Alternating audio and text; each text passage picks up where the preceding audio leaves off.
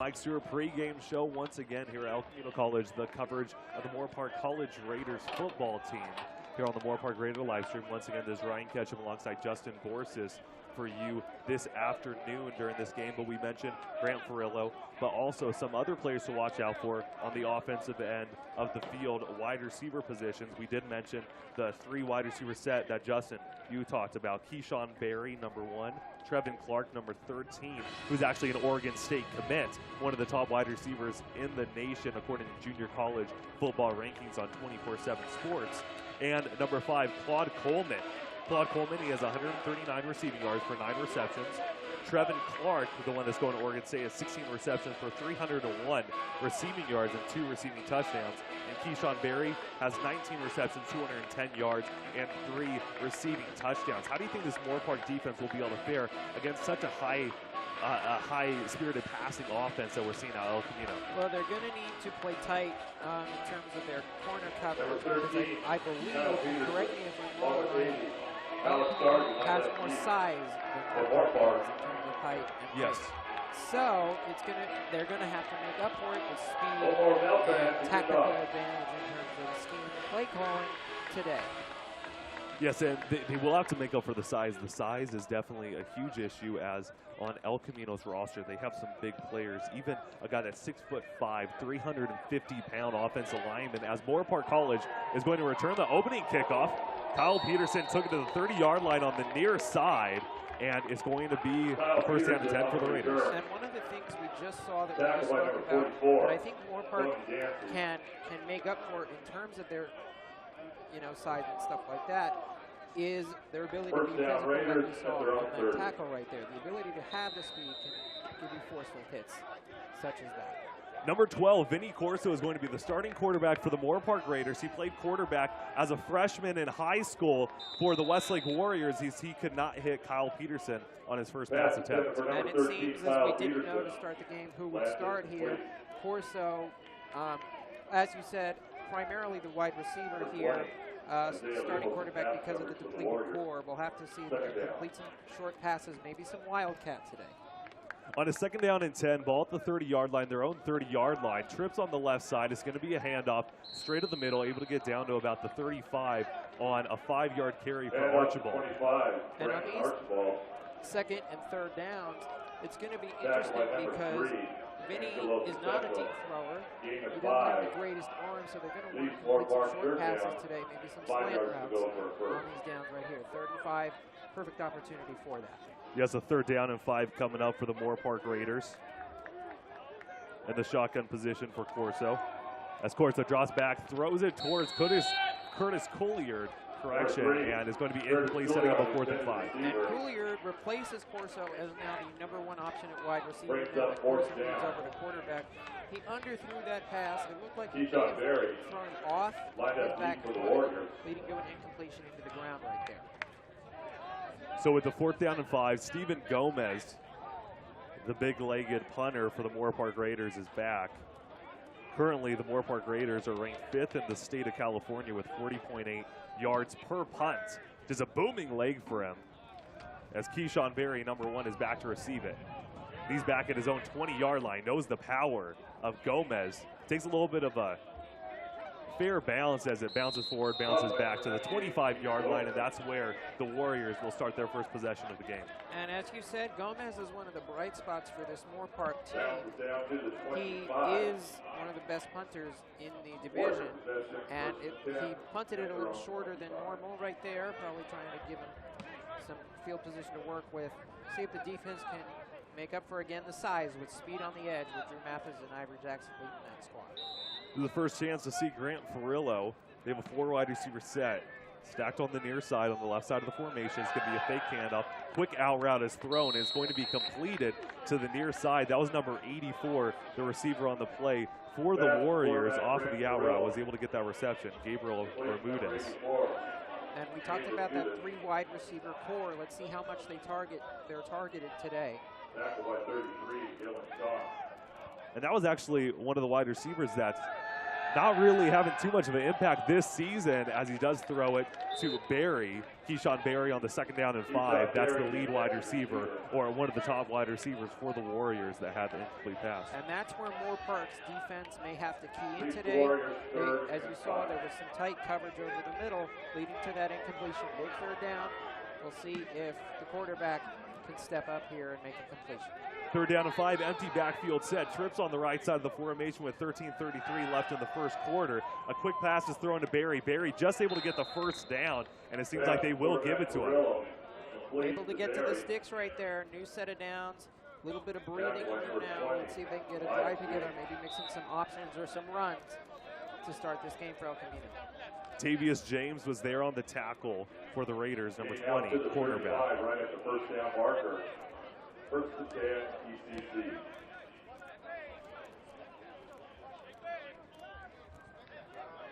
Frillo, number 11. It's going to be a handoff straight in the middle, and the Raiders were able to sniff it out. Coming up with the big tackle, that was number 22 of the Moorpark Raiders, DJ Turner, who had an interception last week. And you can see that they're trying to stack the box, make El Camino commit to a pass game, and try to see if Frillo can complete more passes to multiple receivers he hasn't targeted yet. Also one on the 1st down, a 2nd down and 11 coming up. It's going to be a handoff, and once again, the Raiders are there for another tackle for loss. A 3-yard loss on the play. The key is their speed off the edge. This is why they're able to plug holes very easily. Big 3rd down and long right here. We mentioned that Frillo doesn't really have a big arm, but we'll see if he can get a big chunk of yards for a 1st down here. They're playing tight coverage on the corner. I guess who was that with the tackle? Ivory Jackson, number 19, one of the star players for the Moorpark Raiders defense. As now a 3rd down and 14 coming up for the Warriors. Trips on the right side. Now with the man in motion, balance on both sides of the field with just over 12 minutes left in the first quarter. Still a 0-0 score. It's going to be a pass thrown incomplete as number 13 for the Warriors had his mitts on it. Trevin Clark, the Oregon State commit, but dropped it. And that would not have been a 1st down anyway. As you saw, he was well short of the sticks. Good coverage there by Moorpark, dropping back, playing zone, and going over the middle to try and stop that for a 4th down. So yes, 4th down and 14 coming up for El Camino College. Obvious punting situation as Vinny Corso, number 12, the wide receiver, the quarterback, the punt returner, the kick returner is back. He's just an athlete for the Raiders, using him at every position. He's going to call for a fair catch. They need to give him enough room, as it looked like they almost didn't. Vinny did fumble the football, but he looks to have fell on it. It did not look like he ran into the returner there. Vinny playing double duty today as quarterback and returner. A lot on his plate. We'll have to see how he can handle the pressure today. And when you're playing those positions, obviously with a kick returner, you get beat up pretty bad, especially with those hard hits that usually occur on a kick or punt return. Also at a quarterback, being so just wide open for anybody to tackle you and give a sack. So Vinny definitely has to make sure that he stays healthy during this time. On a 1st down and 10, ball on their own 28-yard line. It's going to be a handoff. Able to get to the 30-yard line for a 2-yard gain on the play for the Raiders. And I don't think, going back to your point, I don't think we can discount the fact that he did play wide receiver and got some pretty hard hits from those defensive backs to start the season. So that also could have some wear and tear and some bruises on him as well.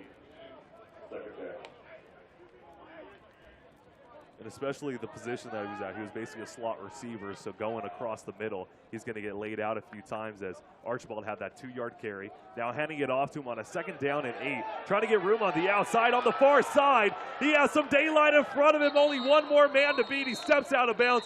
Big 1st down for the Raiders. There's going to be a penalty flag, however. And if this flag is against Moorpark, it will come back. It seems as if they are moving toward that direction. But that is one of the hallmarks of this team. Their lateral quickness is very key, as they can bounce it to the outside and get upfield. And that is, they try to get the edge so they can move upfield very quickly. Holding offense.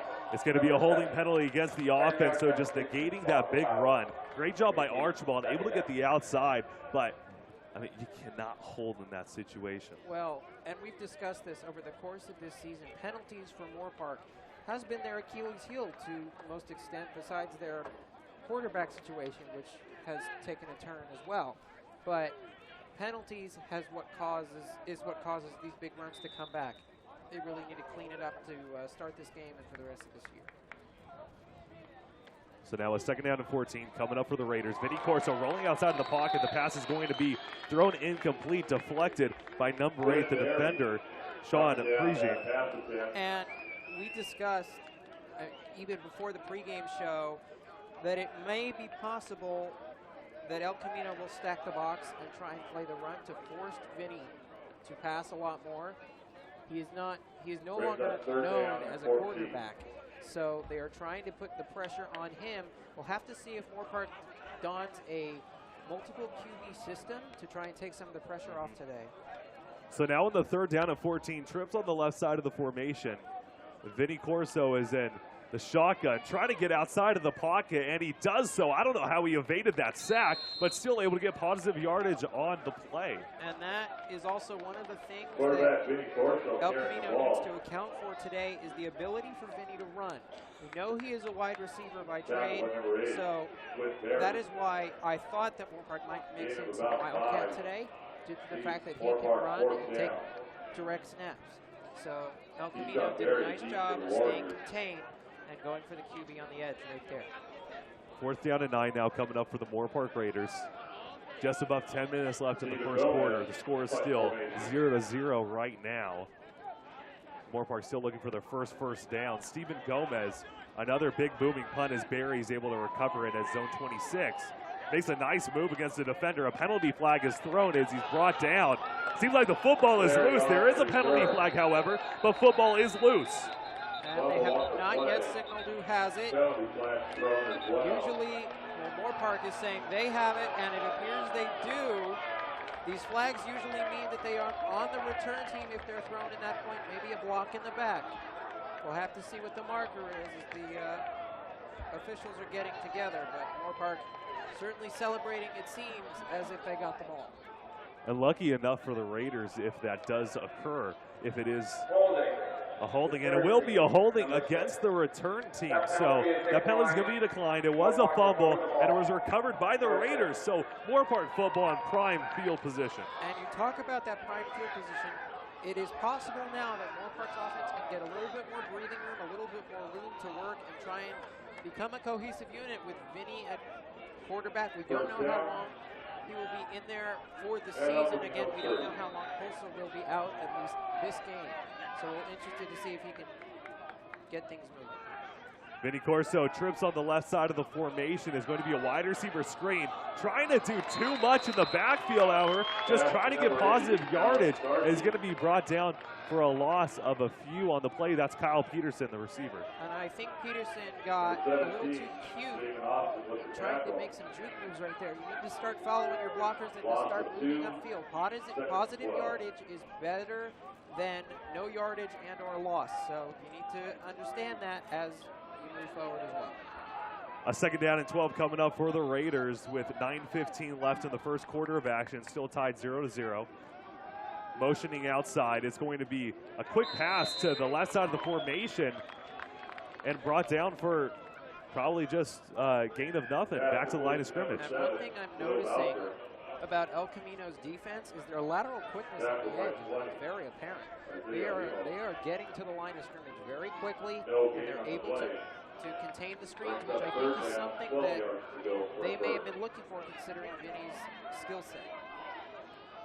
Exactly, and Vinny as a slot receiver, he is just so elusive out there, crossing routes and everything. But now a quarterback, 3rd down and 12, passes thrown outside towards Will Boucher. It's going to be incomplete. And one thing, again, that is concerning for Moorpark is Vinny's accuracy and completion percentage today. He seemed to try to throw that ball to the sideline, but it looked a bit underthrown. Not sure if they will go for a punt. Looks like a long field goal here. Long field goal try. And it is going to be a long field goal attempt. Riley Garrett, number 99 out there. It's going to be a 49-yard attempt. Just under 8.5 minutes left in the first quarter. Riley Garrett has the leg for it, and it goes through. A 3-0 lead for the Raiders off of a 49-yard field goal. Big kick right there. What a leg for Garrett. It looked like it might just sneak through the upright, but it was straight, and the snap was perfect. 3-0 lead for Moorpark. I was interested to see if Gomez would come in and kick that. I'm not sure if it was just primarily used as a punter, but it seems like Garrett had the leg for that. So well done for Moorpark special teams unit. And Riley Garrett, a quick fun fact, last season he set his record for field goal kicks in back-to-back games. He had a 45-yarder and a 46-yarder, and now he just had his career long at 49 yards. Building confidence is also key, which is probably part of that when you discuss those previous field goals. That may have had something to do with it as well. So now Moorpark Raiders up with an early lead. And we'll look to see if El Camino can get a stronger completion rating from their quarterback, Portillo. We'll have to see today if they can make that happen.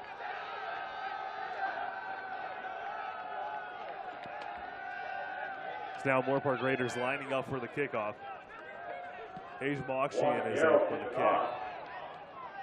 Going to be recovered right around his own goal line, fumbling it around a little bit, however.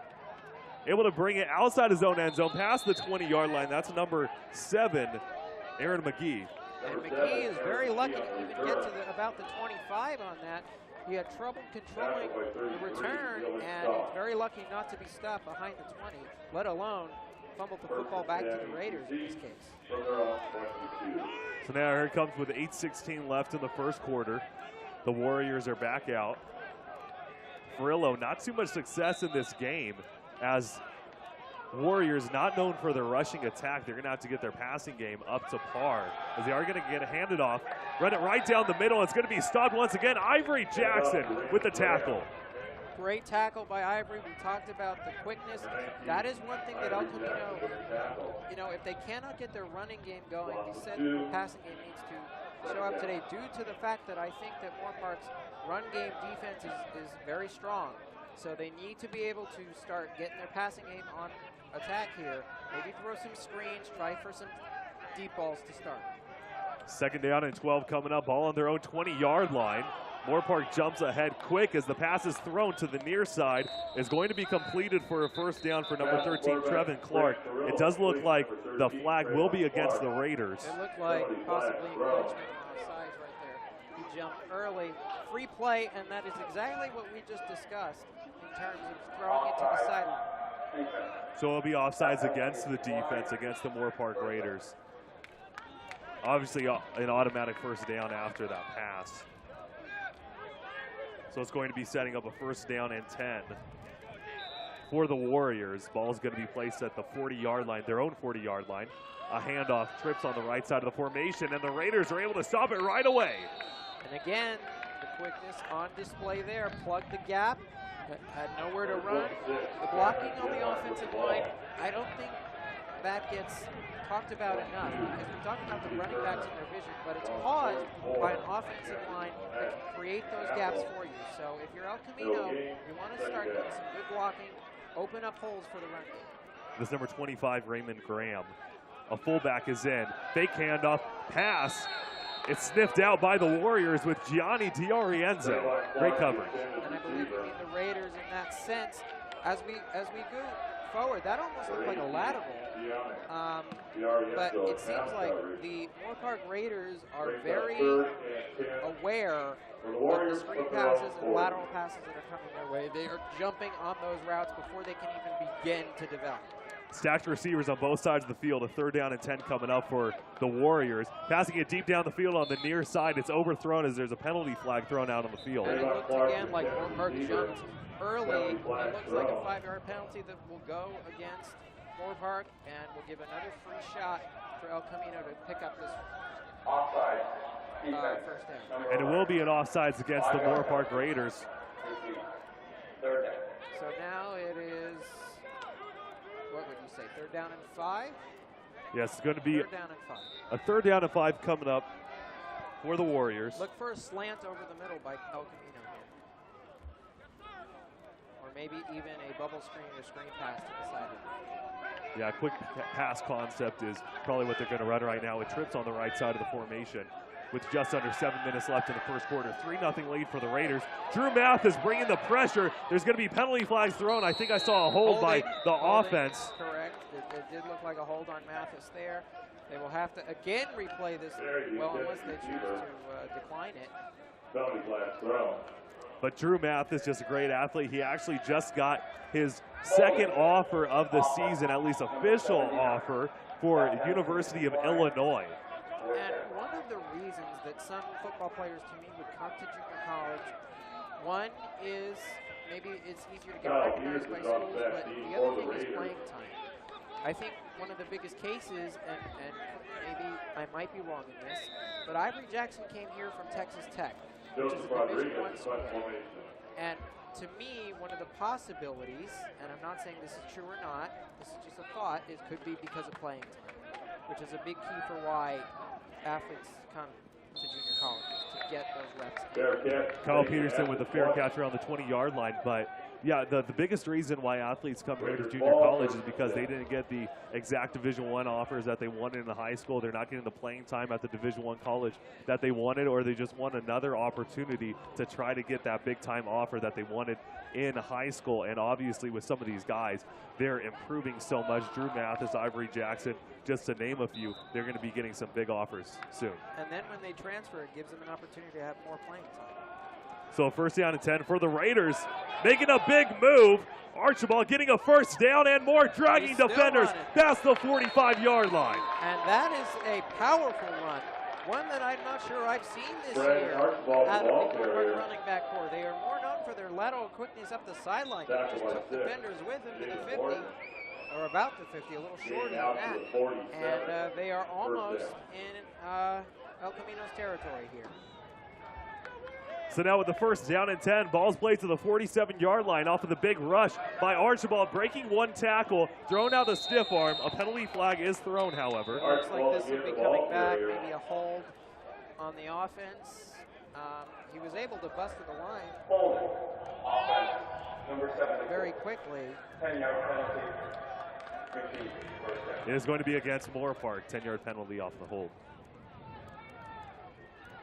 6:14 left in the first quarter of action. 3-0 lead for the Moorpark Raiders coming into El Camino College territory after the big first down from Archibald. So this moves Moorpark back right here. We'll have to see how they can bounce back off that penalty. If you're El Camino's defense, you've seen great quickness. Look to capitalize on that as they move. So it's going to be a first down and 20. Correction. First down and 19. As the Moorpark Raiders, Vinny Corso looking for the quick pass to the near side to Creation, unable to get the pass completion, setting him a second down and 19. And Vinny has been inaccurate so far on his passes. That's one of the things we looked out for in the pregame is his ability to stay accurate on short throws in order to give Moorpark's offense a chance to pick up some first downs today. Now Vinny, he does have a chance to be able to exactly just those short pass concepts. As Trips is going to be on the left side of the formation, empty backfield, 5 wide receiver set. 6:09 left in the first quarter. Corso in shotgun. Has nowhere to go, is going to take it himself. A nice move, getting to the far side, able to get about 4 on the carry. And we talked about those design QB runs, possible wildcat schemes. You see it right there with Vinny. It looked like a design quarterback run to pick up some yardage. If you're El Camino, you need to be able to account for his ability to run the ball. And especially if you watch any tape of Vinny Corso, you'll see him at a wide receiver position on kick returns, on punt returns. You see how elusive he is. So if you see him escaping the pocket, you know he could do some damage with the football. Third down and 15. Just under 5.5 minutes left in the first quarter. Quick pass to Kyle Peterson. Able to get a couple on the pass, but it's still going to be a fourth down and 12 coming up. And that at least looked like a tougher throw. Harder to fit it into that window, so tight on fourth down. One thing that I think Moorpark will need today due to their quarterback situation is Gomez and Leg to be able to pin El Camino back. and make it easier for their defense to get some 3 and outs. Exactly, Gomez can do that, as a matter of fact, with his strong leg. As you see, Barry is all the way on his own 15-yard line. 4:45 left in the first quarter. Punt is almost blocked. That's going to go out of bounds, but that was actually number 85 back on the return for the El Camino Warriors. That was Assam Burrows. I believe it'll start about where? 25, 30? It's going to be right in between that marking. Okay, so like 27. I'll guesstimate on that. They're actually just going to place at the 25, so first down and 10. Ball on their own 25-yard line for the Warriors. They're going to have trips on the right side of the formation. Look for maybe a halfback draw right here, possibly on first down. On the first down, they will be handing it off. It's going to be inside zone run to the near sideline. Able to get a first down a little more. There will be a penalty flag thrown as Gianni DiArienzo is able to come up with the tackle. And the hole opened up on the left side right there. And it looks like this probably may be coming back at least somewhat because the flag was past the first down marker. That was number 25, Raymond Graham with the carry. It's going to be a face mask against the offense, so a little bit of illegal use of hands. You rarely see that. Usually face masks end up on the defensive side of the ball. So this will back El Camino up. Jeff Hansen, number 16 now, the running back in on a first down and 12.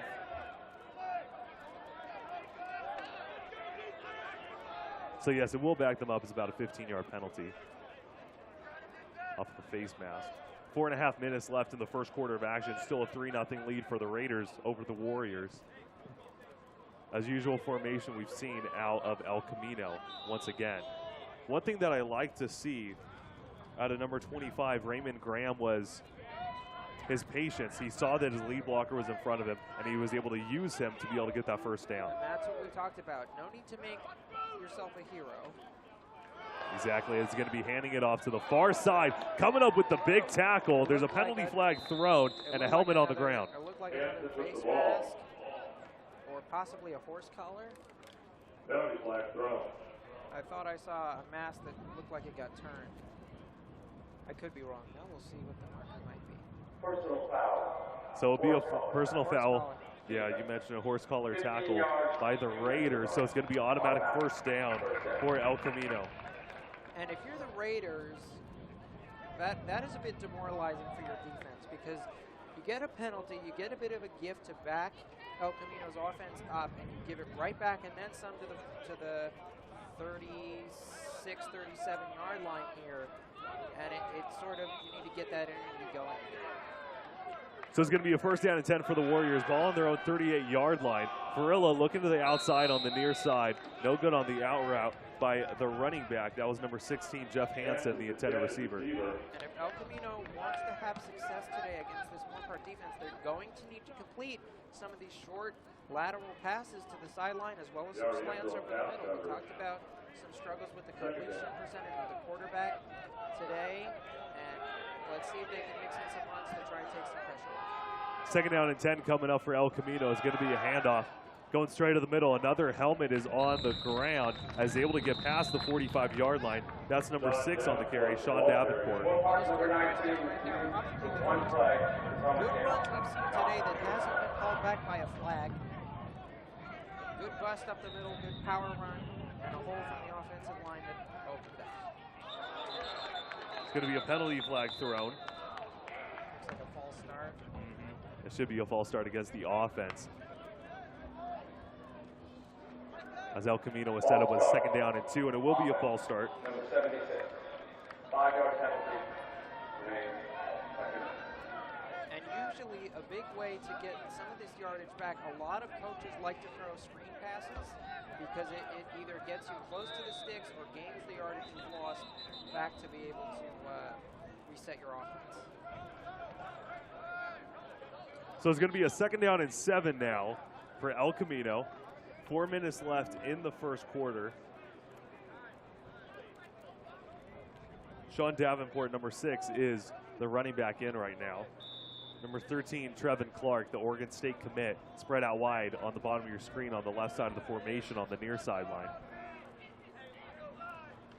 That's going to be a fake handoff. Quarterback to the throw, almost intercepted by Landon Alatorre, but it's going to be a first down for the Warriors. I think a key to that reception is point accuracy, which El Camino to that point had been missing over the middle.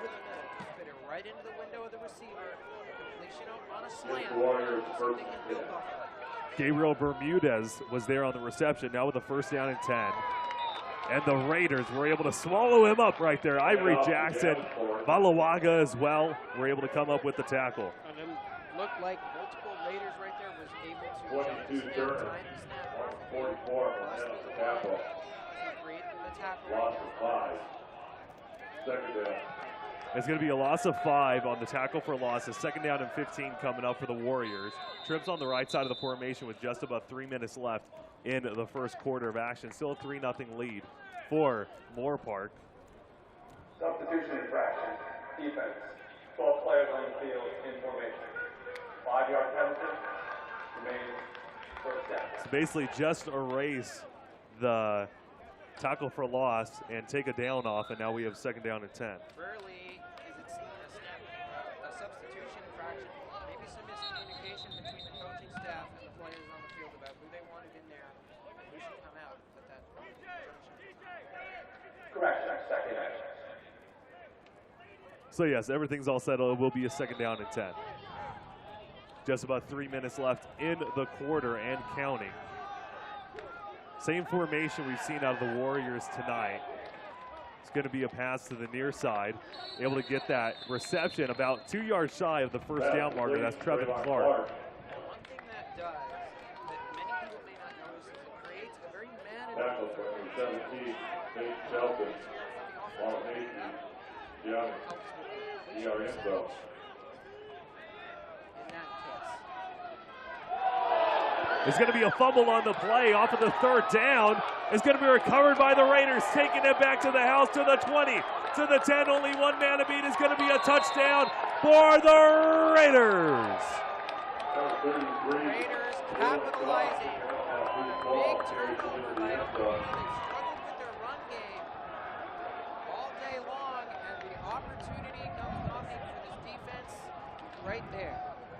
Dylan Chong was there on the fumble recovery. Bringing it back to the house. The Raiders are up now, 9-0. Pretty impressive start by Moorpark College.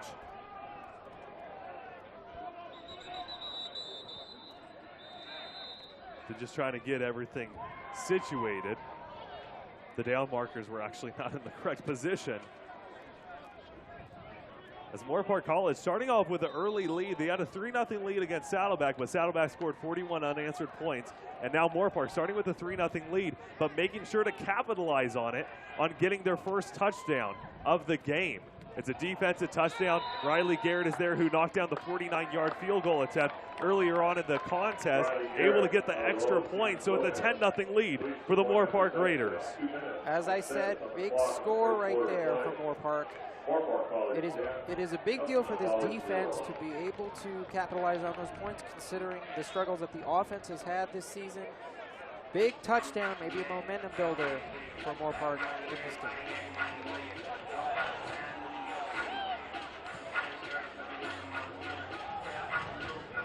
So it's just about 2 minutes left in the first quarter of action. The Moorpark Raiders up 10-0 as El Camino is going to be getting the ball once again.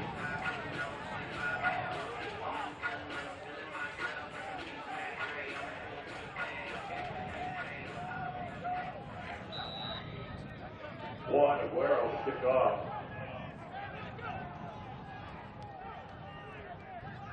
As here comes the kickoff right now. Going to be recovered from their own 8-yard line. That's Barry on the return, able to get it past the 25, just shy of the 30-yard line. And it is important for El Camino to rebound here in terms of their offensive play. They need to start completing some passes, making try and get some points on the board this drive to gain some confidence. Exactly. You talked about confidence. It seems like they're lacking confidence right now with not scoring any points. Moorpark putting 10 up on them already, getting a defensive touchdown. The offense has to step up right now. 1.5 minutes left in the first quarter of action. 10-0 lead for the Raiders. Frillo's in shotgun. Trips on the left side of the formation. It's going to be a fake handoff. Looking deep down the field on the left side. Landon Alatorre almost able to come up with another interception. He had 2 chances, unable to get there, but good coverage by the Raiders. It looked like the quarterback right there was trying to give a catch a receiver. We spoke about the offense. I think one of the reasons of that is that Moorpark is just too quick off the ball at this point in time.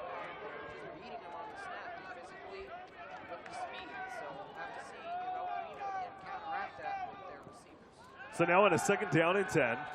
Frillo has nowhere to go, and he's going to be brought down with the sack. That's Ivory Jackson. 6 sacks this season, coming up with another one. Playing with some extra something special going on right now. There's some extra swagger on that sideline due to the fumble possibly, and they're using that as momentum on that sack right there. Big 3rd down. See a screen from El Camino, maybe trying to get at least some of that yardage back, maybe intercept or try and get the first down. So now with a 3rd down and 18 for the Warriors. Getting pressure once again and bringing him down with a sack. That's Drew Mathis. Again, another sack. Right Drew now, Mathis with the sack.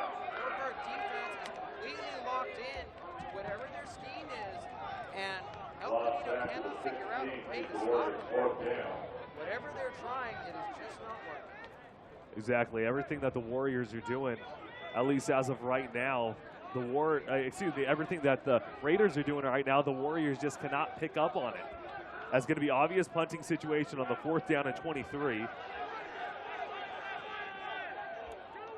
going to take a little bit of a Warriors bounce, a little past the 40-yard line, and that's where the Raiders are going to be taken over. And what this does is it sets up good field position for Moorpark off the losses of yards and the ability to Touch by the Warriors at the 42. into their own end zone. So see if they can capitalize Raiders on possession, it, 1st and try to 10. get an offensive score. Yes, so the Moorpark Raiders, as you mentioned, have not had an offensive touchdown so far as of right now in this game, especially with their new quarterback in, their wide receiver, number 12, Vinny Corso. It's going to be a handoff. Straight up the middle to Archibald. Archibald having a pretty good game right now, able to get about 4 yards shy of the 1st down marker at the end of the first quarter. And Moorpark is looking good to end this. The end of the first quarter. They were able to open up a hole. Tackle by Austin. Yard and set up a manageable 2nd down. We'll see if they can continue the momentum. As we do have a little bit of break in the action, we're going to thank a few of our sponsors. We can't do without you, so thank you very much for sponsoring Moorpark College Athletics and here on the Moorpark Raider live stream. U.S. Army. Go on business trips with a company like no other. U.S. Army. Big Brand Tire and Service. Big means go. Proud corporate partner of Moorpark College Athletics. Rise Up. Wells Fargo Bank. And Wells Fargo, we're recommitted to help all of our customers succeed financially. At Wells Fargo, we're established in 1852 and reestablished in 2018. UCLA Health is a proud sponsor of Moorpark College Athletics with neighborhood offices in Simi Valley, Corner Ranch, Thousand Oaks, and Westlake Village. The very best care is now closer to you at UCLA Health. It begins with you. Thank you very much to all of our sponsors. And now we're back with 2nd quarter action here on the Moorpark Raider live stream. And you know, Ryan, what's actually interesting, we talked about this on Big House today. Moorpark, their only win came on the road. So it seems that maybe they are more pumped up to go on the road and beat some teams to start. So now on the 2nd down and 4. Another handoff, able to get right around the 1st down marker. Seems to be about 2 yards shy once again. That was Archibald on the carry. But as you were mentioning, Justin, maybe just something with the road just happens where they're able to come out strong. I mean, also against Saddleback. I remember the opening kickoff, DJ Turner was also able to get an interception on the first drive of the game for Saddleback, so they came out strong.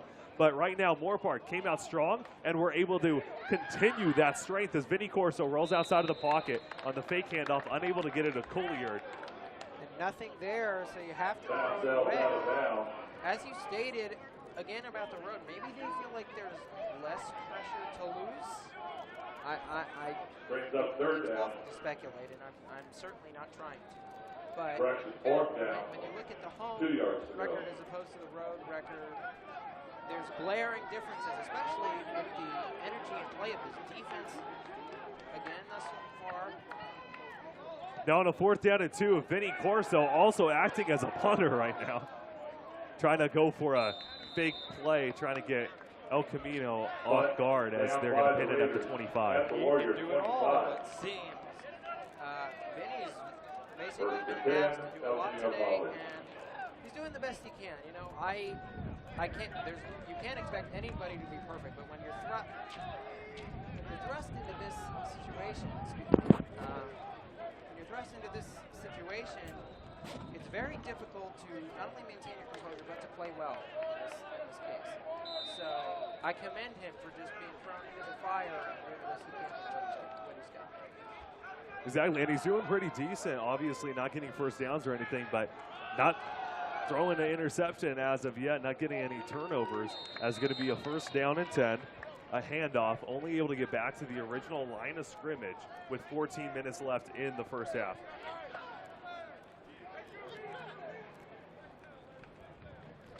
Shot 3 shot the ball carrier.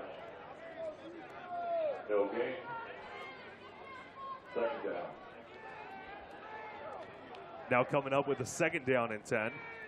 3:45 left. Quick pass incompleted on 2nd down. Now it's going to bring up a 3rd down and 10 for the Warriors as the Raiders defense able to stand strong. And it looked like that pass was thrown behind the receiver there. These Warriors 3rd down. 10 yards to go for a first. Full stride yet. We've had a few for El Camino's offense, but just doesn't seem like there seems to be a rhythm going on. And exactly, the rhythm is very important. After you get the confidence, then the rhythm has to come. As another pass is thrown, almost intercepted by Lorenzo Bernardi. He had perfect positioning, but unable to secure it in, setting up a 4th and 10 for the Warriors. El Camino was very lucky that ball did not get intercepted. It looked like there was a miscommunication between routes that were run there by the wide receivers, and that's what led to a very open defensive patch right there. So now only 2 minutes ticked off of the clock in the 2nd quarter, 13:08 left to be exact in the first half of play. As another big booming punt, it's going to be fair caught right about the 33-yard line by Kyle Peterson. Fair catch taken at the 38, the 33. Which I think, in all honesty, is the key to this game, considering the offensive play has stepped up big to start. Offensively, look for Vinny to, again, try to complete some passes here. They need to start mixing in the run game and try to cut down on the penalties that plagued the first couple of drives. Alex Sardi, Will Boucher, Kyle Peterson, Ryan Matlock, some wide receivers in right now. As Vinny Corso on a 1st down and 10 just flings it forward to Kyle Peterson. It's going to go incomplete. And a very dangerous pass. It looked like Incomplete pass on the play. Again, try and be a hero, try and come up with something that just isn't there. And it is important to not force the issue. Play within yourself and play calm. Exactly, and playing calm is a way that you get your confidence as well. Just making sure that you don't overthink anything. As Jeremiah Creation is now back in the game. A 2nd down and 10 coming up for the Moorpark Raiders. Trips on the right side of the formation. As Vinny trying to get some momentum here on the offensive side of the field. It's going to be a handout to Creation. Creation able to march forward for about a 3-yard gain on the play. They're actually going to mark him down for a 2-yard gain. I believe it was coming up on 3rd down, correct here? Yes, a 3rd down and 8. Okay, so 3rd down and 8 sets up a very important down for Vinny. Even though Moorpark is up 10, we haven't seen Vinny complete some passes yet in this game. And on 3rd downs like this, that's basically all you can do. So So have to see if Vinny can step up right here and get this big third down and keep this drive. Curtis Collier, the wide receiver on the right side of the formation on the top of your screen. That's a correction. It's not Ryan Matlock. It is Curtis Collier. As Vinny Corso looking near side. Good coverage by the Warriors. There will be a penalty flag thrown, however. I disagree with the call there. It looks like pretty easy coverage. It didn't look like the cornerback or defensive back in this case got there early. I'm interested to see what this call is. Number 20, Isaiah Lemos, was there on the coverage from El Camino, and it does look to be against the Warriors as they're already backing up themselves with just under 12 minutes left in the first half. 10-0 lead for the Raiders. It will be pass interference against number 20 on the defense, Lemos. Lucky break from Moorpark right there. I think that is, again, a wrong call, but Moorpark can benefit from this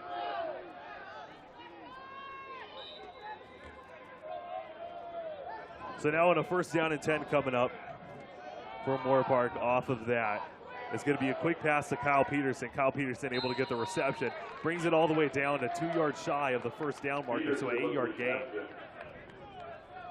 this will bring up a Tackle by number 4, Ryan Nixon. situation for Moorpark right there. Able maybe to mix in some runs, get another 1st down on this drive. Gain of 7. They're actually going to call it a 2nd down and 3, so a gain of 7 on the play. As Vinny, it's going to be straight at the middle. Looks to be just shy of the 1st down marker off of the handoff. On this 53, Christian Johnson with the tackle. There's going to be penalty flag thrown on the field. Excuse me, that was Vinny that took it. And not a lot of penalty flags in the 1st quarter, but so far, back-to-back thrown right now here in the 2nd quarter of action. A 3rd down and 1 coming up for Moorpark prior to the penalty ruling. was a very late flag too, so After the play, Unsportsmanlike conduct against the defense, against the Warriors. So another 1st down for Moorpark College. That's El Camino College's number 8 first unsportsmanlike conduct of the game. El Camino needs to be careful here because if they continue to get unsportsmanlike conduct, especially on the same player, it could lead to an ejection. So they need to keep composed in order to keep those starters on the field as this game goes along. And that is a good point. The referee did mention that it's his 1st unsportsmanlike conduct penalty. Obviously, if you get 2, then that's going to be an ejection here at the community college level. So with the 1st down and 10 now coming up for the Moorpark Raiders. Ball at the 28-yard line inside enemy territory. Vinny Corso, the quarterback right now. Will Boucher, Kyle Peterson, Alex Sardi, and Curtis Colliard are wide receivers out right now. Jeremiah Creation is in the backfield at the running back number 1. Gomez's leg down at field goal range here as well. Yeah, with Riley Garrett kicking that 49-yarder. It's going to be a handoff to Creation off of the option play, and the Warriors were all over Creation as he's only able to get about 1 yard on the carry as Brandon Archibald now comes in the game. The Warriors able to score right there, plug the gap. They were able to get the speed that time to stop the run. And that speed is important, and it looks like they actually stopped Creation for no gain on the play. So it's going to be a 2nd down and 10 at the 28 with just above 10 minutes left in the 1st half. Still a 10-0 lead for the Raiders. Looking to the near side, quick pass thrown to Alex Sardi and almost intercepted right there. That was number 20, Lemos, who the pass interference call was called on not a few plays ago. It looked like the receiver right there did not have his eyes up. It looked like there was just hadn't completed his route yet, and that's what almost led to that interception. Yes, and I mean, that was right in Lemos' hands. It looked like that was a clear interception, but when the ball comes that quickly out of his hands, when the wide receiver did not complete his route yet, didn't even make the break yet, then the corner is not really expecting the ball either. So both wide receiver and corner were not ready for it. Under 10 minutes left. Vinny Corso going to hand it off to Archibald. Archibald able to bring it forward to the 25-yard line on a 3-yard carry, setting up a 4th down and 7. Number 4, hits the tackle. Come out right here, get some more points on the board. Maybe stretches the lead to 13-0. We spoke about Garrett. Getting a 2 brings up 4th down. Yes, so Riley Garrett knocked down a 49-yard field goal earlier on in the contest, now setting up for a 42-yarder, as he's going to be kicking it from the 32-yard line. The kick is up. It has enough leg, and it's good. A 49-yarder and a 42-yarder for Riley Garrett, showing off his massive leg in a 13-0 lead for the Moorpark Raiders. Garrett, and it is this defense who have scored all the points for Moorpark so far.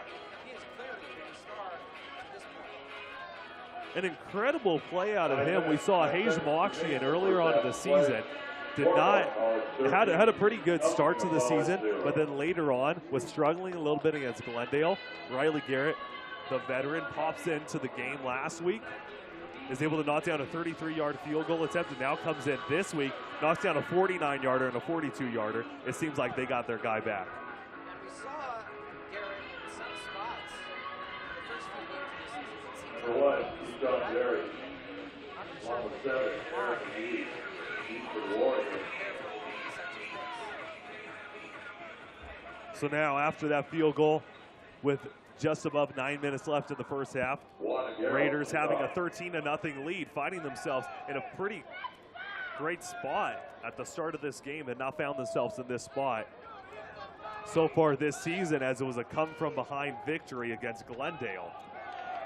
Barry, unable to recover it, is able to just kneel it down in his end zone to have a touchback for the Warriors. Pretty smart play by him. And if you're El Camino, you don't want this game to get out of hand in terms of scoring. So it'd be important to get some points on the board, maintain a close margin in terms of being down in order to make your way back in this game. And exactly all that they need to do, just get some quick pass completions, just slowly march down the field and get your quarterback to be able to get some confidence in him and get a flow, and then you're right back in the game. But you need Farillo to be able to get on a flow. It's going to be a handoff. Raiders defense once again smothers him in the backfield. Another tackle for loss. That's number 6, Sean Davenport, on the carry. And I think even more importantly, which is Back what we by highlighted, 58, the run Jordan game, McBride along if with they get the run 72. game going, it can take a lot of pressure off the Olo. quarterback. Loss In this of case, 3. they haven't done that yet, as Second Moorpark down. has scored on the defensive side of the ball. And exactly as you said, it will open up wonders for the quarterback if you're able to open up the run game. But with the Raiders' terrific run defense so far in this contest, it seems like they're not going to be able to open up the run game. They're going to hand it off once again. It's actually going to be a quarterback keeper on the option. He almost slides down at the 20-yard line, so another loss of 2. Keeping the ball. The reason for that is, again, you saw Moorpark's defense storm, and you don't want to risk getting Brought down for a getting loss on injury the there. play So to this the is a 20. slide down, even if you have to take a loss to maintain Leads the Warriors not 3rd getting down, injury and staying healthy. 15 yards. And exactly, you've seen, especially with Moorpark College, I mean, it hasn't hurt them so far in this game, but not able to march down the field since they have that quarterback loss. If you're the Warriors, you don't want that to happen for you, as breaking an ankle and able to get the first down. That's number 6, Sean Davenport, shaking the defender out of his shoes and getting a first down for the Warriors. And that Works really his is way out to the 38-yard line. Gives the Warriors first and 10. passing game and a good completion. I believe they got the first down. Is that correct? Yes, it is going to be at least, yes, it's going to be a first down for the Warriors as the timeout's going to be called. And while we do have another break in the action, we're going to thank a few more of our sponsors. We can't do without them, so thank you very much for sponsoring Moorpark College Athletics and the Moorpark Raider live stream. Harley's Simi Bowl is your home for Moorpark College Raider Athletics, offering bowling, billiards, arcade, and rock and roll pizza. Full-service sports lounge featuring Raiders happy hour every night from 6 to 10 p.m., except on weekends. And Cosmic College bowling nights are Thursdays. All you can bowl for only $8 from 9 p.m. to midnight at Harley's Simi Bowl. In-N-Out Burger, freshness you can taste at In-N-Out. Moorpark Center for Dentistry, changing the way people feel about going to the dentist every single day. Moorpark Center for Dentistry loves supporting our community. And DCH Lexus of Oxnard, proudly supporting education and Moorpark College football. Lexus, experience amazing. Thank you very much to all of our sponsors, and now we're back with your action here today as a first down and 10 for the Warriors. Going to be a handoff, coming to the near side, breaking 2 tackles, another breaking 4 tackles almost, as the Raiders are finally able to bring them down.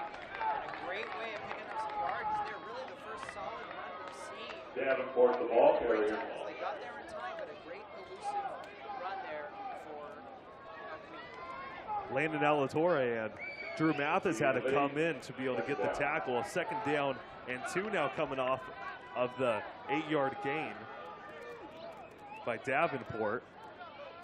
7 minutes left in the first half. Another quick pass completion to Keyshawn Berry, able to get a first down for the Warriors. Pass complete to Berry. He was able to step Tackle by 33. Dog. I think maybe going off his back foot, the ability to step and throw his key. So now in this first down and 10, able to muster forward for about a 2-yard gain on the play as the Raiders were able to smother them once again. Now we see the ball carrier. That was number 4 on the play, Ryan Nixon. Correction, Tawasi Taz. And now with a second down and 8 coming up for the Warriors. It's going to be a handoff once again to Taz. Taz almost looking like the Tasmanian Devil with the speed. Able to get a first down and a little more. And you saw El Camino right there. They were able to pull the lineman from the right side to give some extra blocking room that really wasn't needed. The hole was open to begin with, and he's able to spring for a good 10-yard gain. So now it's going to set up another first down and 10 for the Warriors. Marching down the field right now, as we haven't seen too frequently in this contest, finally getting their offense back to par as they have a flow, they have a little bit of confidence rolling. Furillo looking deep towards the end zone is going to be incomplete as there was double coverage on the receiver. And there were 2 reasons for that, I think. One, you saw the pressure coming at the quarterback, able to get knocked down as he threw. But 2, with the double coverage, he didn't want to risk throwing an interception, so it's better to throw it over the head, possibly throw it away, than throw a pick. Exactly, and if you throw it away, it is definitely better than an interception, but throw it in an area that your receiver can only get to it, and it looked like he did that there because the corner had no chance to be able to get it. As on the second down and 10, the Raiders are there once again, the strong rush defense. This will set up a big third down. They're on the fringe of field goal range here. Drew Mathis, number 2, currently still on the ground, but able to get back up as he was the person that got the tackle, but the pile fell on him. So I'm interested to see if Moorpark will drop into a zone or stay in man coverage here. It's a third down and 11. Right now for the Warriors. Looks to be another timeout, maybe trying to check out Drew Mathis a little bit as he was slow to get up. Hopefully he's okay. One of the key players on the Moorpark Raider defense has a scholarship offer from Illinois and also UNLV, University of Nevada, Las Vegas, with only 5 minutes left in the half. Him being able to walk off under his own power is a good sign as well there. Exactly. It's always good when you're able to see them walk off. Hopefully he's okay and able to get back into the game. As Furillo looking deep down the field, another incompletion. And it looks like these incompletions, not only are they only in a position where the receiver could only get to it, but they're overthrown about 5 to 10 yards, it seems like. Oh, and Furillo, in that case, again, pressured him. And I think it was right in his face just as he threw. It could have blinded him, but it also could have forced that overthrow right there. And now a big play coming up, a fourth down and 11. The Warriors are going for it with 4:40 left in the first half. Empty backfield set. Trips on the right side. 2 wide receivers on the left side of the formation. Warriors going in a nickel package, and they're going to bring him down with a sack. Gianni DiArienzo with the sack. Great sack by Arienzo right there, but that's the risk you run if you're El Camino. You could either take the points or you could go for it in that situation. Obviously, the coaching staff may have felt that a field goal may not have been the best option, or they were not in range for their kicker's leg, so they chose to go for it right there, but that's the risk you run with the sack. You get no points on the board with 4:30 and a half remaining. And you know what? I'm really impressed with the Moorpark pressure today. Some of these big guys on the offensive line for El Camino, over 350 pounds. One of the guys 6'5", just a big-sized team, and they're still able to get the pressure. First down and 10, a quick dump-off pass to Archibald is going to be a loss of about 3 on the play. And they're trying these screens, but it seems like El Camino's defense is up to the task in terms of that particular scheme. They get into the line quick and are able to stop it. We talk about the defense, and again, that goes back to the speed, correct? Being that they are undersized, they need to make up for it in some way. So the speed can do that off the edge. It's actually going to be a 2-yard loss, but the speed can do wonders for you if you have a great edge rusher and he just has the speed to burn, such as Drew Mathis at the inside linebacker position, coming up sometimes to be able to rush. I mean, it's just going to do wonders for your team, and we've already seen that. With Vinny Corso, another little check down pass, and he's going to be stopped for another loss of yards on the play. Well, the pass was thrown in a way that the receiver can only kneel down to catch it, which means he's considered down when his knee touches the ground. So he was not able to move upfield and gain yardage. That's why that pass was not as accurate as it should have been. And exactly at the community college level, if your knee is on the ground, you are going to be considered as down. Not going to be able to get back up from it. So Corso, just get some more short pass completions, but work on the accuracy, try to hit in the numbers, and then you can work it back in and be able to get the roll that you're looking for. As Corso's going to take it himself, able to get a gain of yards, a spin move, about 2 yards shy of the original line of scrimmage, as he's able to get a 4-yard gain.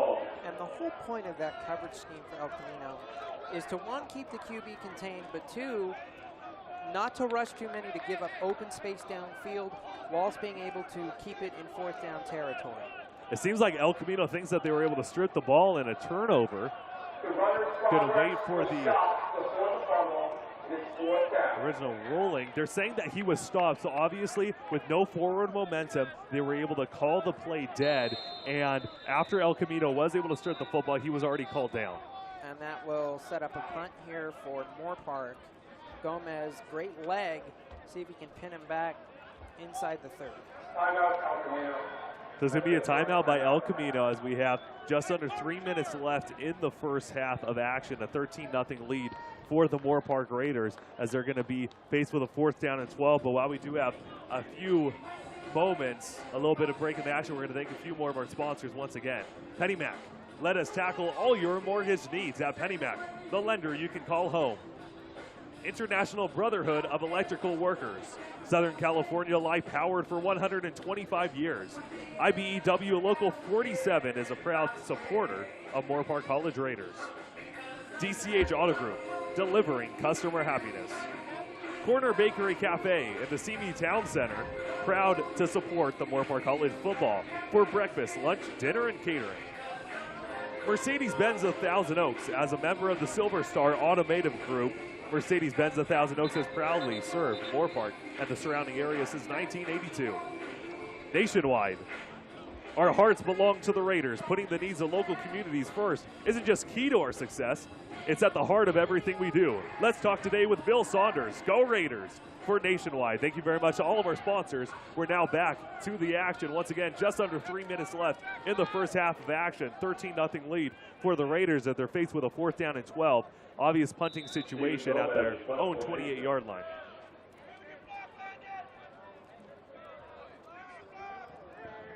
As you can already see, the power with Gomez, as it's going to go over his head. He has to dive on the football. He's going to be marked down at the 2-yard line. And this sets up prime field position for El Camino here. We talked about the fact that they really needed to get some points on the board. Well, here's your chance with 2:43 inside the 10. You have a shot right now. Exactly, you do have a shot. It's going to be a 1st down and goal Ball placed at the 2-yard line. One thing that I was going to mention, however, Gomez, he was going to be punting it right around his own 20. And the returner was almost at his own 20. That's how strong his leg is, but it did go over his head on the muff snap, and it's going to be a 1st and goal now. And I think we did talk last week that the center was having problems with the snap as well. So hopefully that could be fixed, as on this 1st down and goal, it's going to be a direct snap. Going in, leaning forward, it's going to be a touchdown for the Warriors. Great play call there by El Camino. Direct snap, giving some misdirection, and it's able to sneak in for the score. Big points there for El Camino. They're able to get back within a touchdown as this half concludes in the next 2:36. That was number 55, the 6'2", 300-pound offensive lineman. He's a sophomore, Tyler Gary, able to run in with their 1st touchdown of the game. It's a 13-6 lead for the Raiders over the Warriors. Prior to the PAT, here comes the kick. It is up and it's good. 13-7 lead for the Moorpark Raiders. And we were wondering this during the pregame action. We saw that there was a bell on the side of the field for El Camino, and after they got the touchdown, after they just kicked the PAT, they rang the bell. It's a very good tradition to have at a college, any tradition, whether it's a bell, whether it's a mascot, whatever you choose, to have that tradition gives you a greater sense of identity as a school. Exactly, one of the best ones that I've seen. This has been circulating around the nation as of recent, but there's a high school that whenever their offensive line makes a pancake block, there's a coach that walks around with syrup and does syrup shots for all of his athletes for the pancake blocks. Oh, boy. Keeping the big guys ready. You know what? And this game is supposed to be fun. We talk about the competitiveness, we talk about the grit and the determination, but in all, sports is supposed to be something to enjoy. So the more you have to enjoy, I've seen title belts on sidelines at college games. I've seen, as rewards for scoring, stuff like that. The more incentive you have to smile, the better day you're going to have overall, regardless if you win or lose. Exactly, and I think the syrup shots, even as simple as that is, if I was on that team, I would try to pancake block everybody, get as many syrup shots as possible. If it were me, I'd give them fruit, but syrup works too. I think if the big guys were motivated by fruit, I don't know how many pancake blocks they would have. That's true. As on the kickoff return, right around his own 14-yard line, able to bring it forward just past the 25 prior to the 30.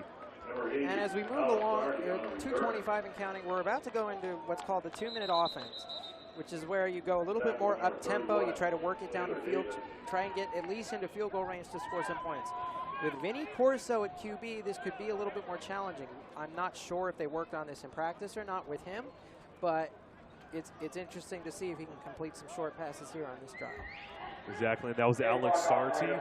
That was there on the kick return, number 80 for the Moorpark Raiders. And it is going to be interesting to see how Vinny Corso does work on his 2-minute offense, because even with a quarterback that's been playing that position his whole life, still sometimes it is a little bit difficult for them, as there's a little bit of a clock issue right now, as 22:50 was up on the scoreboard, now back to 2:25. I believe that's what they were waiting for, with trips on the left side on a 1st down and 10. Corso launching it deep down the field on the far side. Not a bad pass, but it is overthrown slightly to Curtis Colliard out of bounds. Well, the defender was clearly ahead of the wide receiver in that case, so not a horrible pass at all. In fact, Vinny may have a better arm than we give him credit for in some junctions there.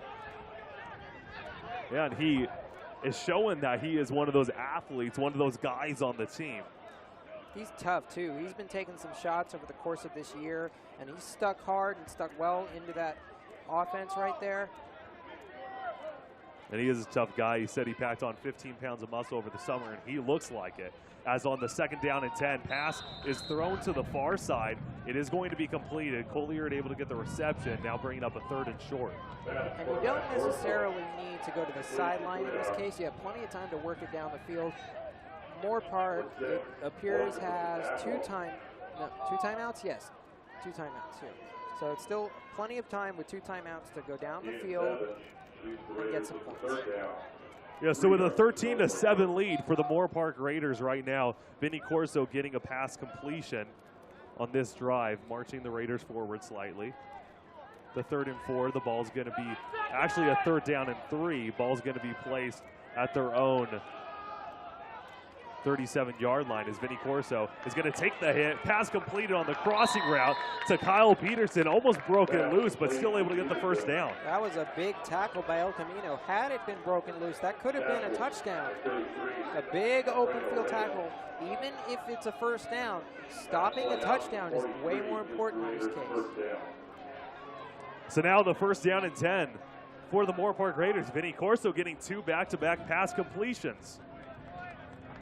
1:18 left on the game clock and counting, almost intercepted as he threw it towards Curtis Collier, number 6. Jalen Morgan bid on it. And if you're a coordinator, this is where you need to be a little bit more careful because defenses could start telegraphing these plays. When you go into a 2-minute offense, it's very predictable to start working it to the sideline and conserving some clock. So in this case, it helps to be a little bit more creative in that sense. That's a good point. Take away the predictability of your plays as Trips is on the left side. A quick pass play on a wide receiver screen to Kyle Peterson. Peterson just able to get back to the line of scrimmage as there will be a penalty flag thrown. Peterson with the catch. Able to duck a defender right there just to get a couple yards. We'll see what this flag is about. Richardson. And Peterson did receive the pass. He got the reception about 4 yards behind the line of scrimmage, not setting himself up with good position to be able to get a gain of yards on the play off of the wide receiver screen. I saw another flag come out as well. It's going to be holding against the offense. And it will just be that 10 yards penalty, and Moorpark will not have the greatest field position. So with about a minute, at this point, I would think that they may just run out the clock and go to half. Very happy with the 13-7 lead. They still have a lot of momentum. So it is going to set up a 2nd down and 20. As you were talking about, though, alluding to, Justin, about running out the clock, they will not be receiving the ball at the start of the 2nd half, so they might want to take a few shots, but if the clock does go down too far, then maybe that's the route to go as the ball's loose. It is a fumble. Vinny Corso able to dive right back on it and get it back to the original line. Actually, the line is scrimmage, not the original, as Nate Archibald had the fumble.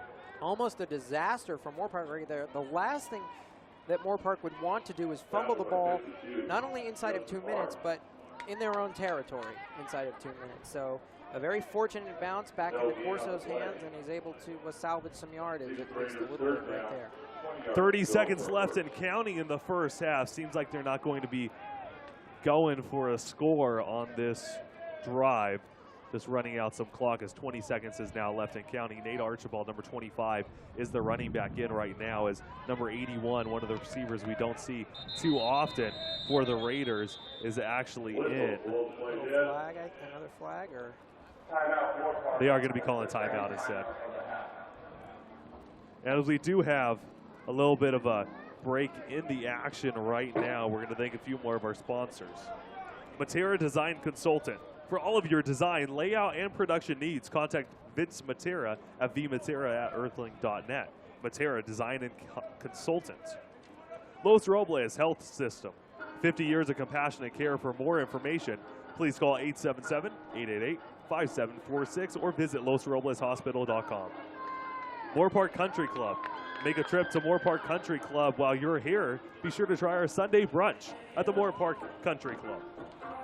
Jersey Mike Subs since 1956, supporting the community that supports us. Moorpark College Raider Athletics. Jersey Mike Subs, a sub above.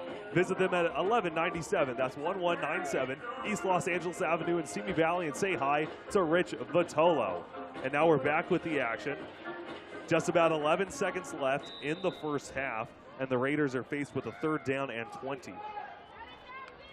With a 13-7 6-point lead, as Corso is going to hand it off to Archibald. Archibald just marching forward, making sure that he protects the football, getting about 2 yards on the carry. Hand off to Archibald. And that probably. Timeout, El Camino. El Camino trying to conserve some clock. They're probably looking to at least try to do something on a punt return. Yeah. It's a very interesting choice. If it were me, I would just let the clock run to half. Maybe you get a little lucky, try and score a touchdown to end the half and go up ahead and take the momentum here. If Moorpark really wants to do this as well, they could put a max protection on their punt. They can hike the football. When the football is snapped, the punter has it in his hands. He could run out those 4 seconds and be able to basically dive on the field and make sure that El Camino doesn't get the ball, or maybe do a squib type punt. I was going to say squib. Yeah, that would be another option. We'll see which one they choose, but I highly doubt they're going to want to give a chance to the return. Exactly. You don't want to give the chance to be able to have a punt return for a touchdown. You want to make sure you go into halftime with the lead, which that would be a very special spot for Moorpark College, as that has not happened yet. Would you be able to take a knee once the ball is snapped as well? Vinny Corso is back. Might be able to do that. The punt does go out of bounds, however. Not in field goal range, though, for El Camino, as they're going to say it's going to be marked out of bounds right around the 45-yard line. Seems like the line judge is marking at the 42. But after that punt, it does take enough time off the clock. I thought there would still be at least a second left, but since it did not fall enough, it is going to be halftime. So with a score of 13-7, what are your final thoughts of that first half, Justin? In terms of El Camino, they started to get the passing game going a little bit. Their run defense has been solid. Their defense off the edge has been great, but they want to get some more points on the board and try and get that running game going in the second half. In terms of Moorpark, their defense has been stellar to this point. Good run defense off the edge, good speed off the edge, able to get some fumble recovery, great hits. And the offense needs to get the passing game going a little bit more and still open up holes for the running game as we move forward. Yes, so now going into halftime, the Moorpark Raiders have a 13-7 lead over the El Camino College Warriors. We'll be back with second half coverage in just a bit, only here on the Moorpark Raider live stream. Hello, everybody, and welcome back to your coverage of Moorpark College football here on the Moorpark Raider live stream. My name is Ryan Ketchum, once again, your play-by-play commentator, joined alongside Justin Borsis, color commentator, analyst, and our cameraman, Cole Agley, made the trip with us. Moorpark Raiders have a 13-7 lead at the start of the second half. It's going to be a flag on the kickoff. It looked like that the kick went in the back of the end zone, but it will be a penalty flag. So the Warriors are going to start off with pretty good field position off of that penalty. Right now, the Warriors need some instant offense. They were able to get a touchdown at the end of the first half in the second quarter.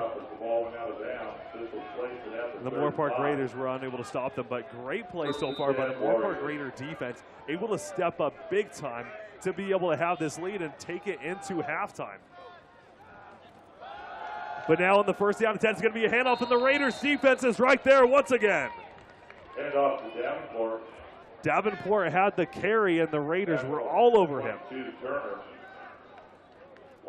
One thing to note is Drew Mathis, number 2, who was slow to get up in the second quarter, is now back out on the field. Wasn't really worried about him not playing again during this game, as he is out there. But now on the second down, there's going to be a penalty flag that's thrown, as an errant pass is thrown as well. We're waiting to see what that penalty is, but off of that first half of action, just great play by the Moorpark Raiders, as it will be a personal foul against the defense. Correction, it's actually going to be offsides against the defense, so the penalty will be a 5-yard penalty, setting up a second down and 7. So let's replay that second down. That's going to be a second down and 7. Ball at their own 38-yard line for the Warriors. Two backfield set. Also have 3 wide receivers. as they're going to be switching up the clock a little bit of misplacement on there, as there's going to be 14:45 on the game clock right now, as it was all the way down to 14:02 on this first drive of the second half for the Warriors. As now is going to be a fake handoff. Quarterback throws it to Barry. Barry able to get the reception and a big gain of at least 20 on the second down. Barry was tackled by Alatorre. Tackled by number 5, Alatorre. 133, Tom. Pass play moves the ball into Raider territory after 42. So it's going to be in Moorpark Raider territory. First and 10. It's going to be a first down and 10. Ball played to the 42-yard line. A handoff to Barry. Barry going on the far side, able to get past the 40-yard line, past the 35. Barry on the carry. And able to be just a few yards shy of the first down marker. And right now it seems like this offense just marching down the field. It's now going to be a second down and 3 coming up for the Warriors. And off of that, going to be stopped behind the line of scrimmage by the Raiders once again. DJ Turner and company able to get them off of the handoff. A good rush off the edge right there, able to stay contained and bring up a big third down. Yeah, so the third down now coming up is going to be a third down and 9 for El Camino. They have trips on the right side of the formation. Single back set with one wide receiver spread out to the left side. They're going to get the ball. It's going to be a quick sweep pass concept to Barry, and Barry's going to be dropped for about a 2-yard gain. Braxton Rogers and Tavius James coming up with the tackle. It's a very interesting play call. They chose to go with a short pass right there. I would have gone deep, tried to get past the sticks. On this fourth down, they are going to punt here. And it looks like they're actually going to be going for it. It's going to be a fourth down and 7 on the play. And they will actually punt it. Look like at least. They're in punt formation, maybe deciding what to do. It's going to be marked down inside their own 10-yard line. Ultimately, a good decision based on that fourth down. They're able to pin inside the 10 there. Moorpark's offense will have to start deep in their own territory. Listen, Moorpark offense, not too great in the first half, but they were able to get a little bit of a rhythm going. Now, what do you think that Vinny Corso and company have to do to be able to keep that rhythm and be able to move forward? If you're Vinny Corso, we saw that he was struggling with those short passes early in the first half. He needs to start putting those into the chest of the receivers a little bit. Get the running game going. That would definitely help him a lot. And ultimately, if things don't work, which hopefully they do, you may need to make a QB change here. But let's see what Vinny can do first. So Vinny is going to be a quick pass to Ryan Matlock behind him, so it's going to be incomplete on the first down at 10, setting up a second and 10. And that's the difference there. You saw that he threw it a bit behind him. Had he led his receiver correctly, that would have been a very large gain, possibly a touchdown. Yes, especially with the positioning that Ryan Matlock had on his DB, he would have been loose. Nobody would have been able to stop that guy. As of right now, on a second down and 10, it's going to be a handoff. Straight to the middle, able to get a few on the carry. It's going to be about a 5-yard gain for Archibald. And this sets up a third down. And again, Vinny is going to need to complete a pass here, most likely to get a first down. If you're Moorpark, you don't want to get too complacent with a touchdown lead and start to relax. If you're El Camino, you are trying to hype up your defense and get your offense moving to tie and maybe take the lead in this game. Yes, you definitely want to get your defense hype, but Moorpark trying to stay on the field on a third down and 6 from their own 13-yard line. Passes thrown low and short, but Alex already able to maneuver his body to catch that for a 2-yard gain. So this will ultimately be a fourth down and ultimate punting situation. Had he hit his receiver in the chest right there, it seemed that he would have at least been closer to a first down. In that case, ultimately they're going to need to punt, and some favorable field position for El Camino. In correction there, it was actually an incomplete pass because he would have had the ball at about the 15-yard line, but it's back to a 4th down and 6. Obvious punting situation. Number 85 for the Warriors is back to receive the punt. That's Assam Burrows. As the punt is going to fly out of bounds. Not a very good punt right there. They're going to have some very good field position. It looked like it was going sideways, didn't have enough downfield power, and they're going to start very close to midfield. At the Raider 45-yard line. Yeah, so they're going to be starting actually at the 45-yard line, already inside enemy territory for the Warriors. Okay, so past midfield, they're going to start in the opponent territory here. Prime position to get some points on the board. 1st and 10. 4 wide receiver set, 1 single back. It's going to be a fake handoff to the end around to Barry, and a handoff straight up the middle. Able to get the 1st down for Davenport. Good structure, good scheme on that play call. You saw the wide receiver go in motion to the other side, possibly faking Moorpark out right there. He was able to give it to the back up the middle. Big hole, big gain, 1st down for El Camino. Isn't that fake end around definitely sealed it because the defense had to make sure that they were accounting for the wide receiver. As right there on the 1st down and 10, he hits his man past the 10-yard line inside the red zone. That's number 7, Aaron McGee with the 1st down. Best pass of the day for El Camino right there. Right into the pocket of the receiver. Very open. Nice lead-in throw on that play. It's now setting up a 1st down and goal, ball at the 8-yard line. Knocking on the door of the end zone right now with the Warriors. It's going to be a handoff straight up the middle. Going to be stopped for about a gain of 2 on the play by the Raiders. That's Davenport with the carry once again. And if you're Moorpark, you want to use the bend, don't break mentality here. Try and force a field goal, maintain your lead, and continue to keep the momentum on your side. Yes, make sure that you continue to keep that momentum because that's what you need. That momentum will carry you through, especially with the flow of the game as we were talking about earlier on with a 2nd down and goal now. It's going to be a quarterback keeper maneuvering forward to the 5-yard line. He's hit hard. It looked like he got hit in the helmet right there on his way down. Big hit, able to survive it right there. 2nd and goal, it appears. This is going to actually be 3rd down and goal off of that 2nd and goal from the 7-yard line. Now 3rd and goal, ball at the 5-yard line. Still trying to knock on the door of the end zone, but the Raiders are slamming the door in their face. Look for a pass right here.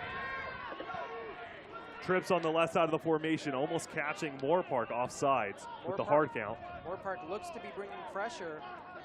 It's a gamble considering how crammed in the end zone you are. You leave more open space in the back. It's going to be a fake handoff. Going for the pass. They're calling it off. It seems to be a timeout.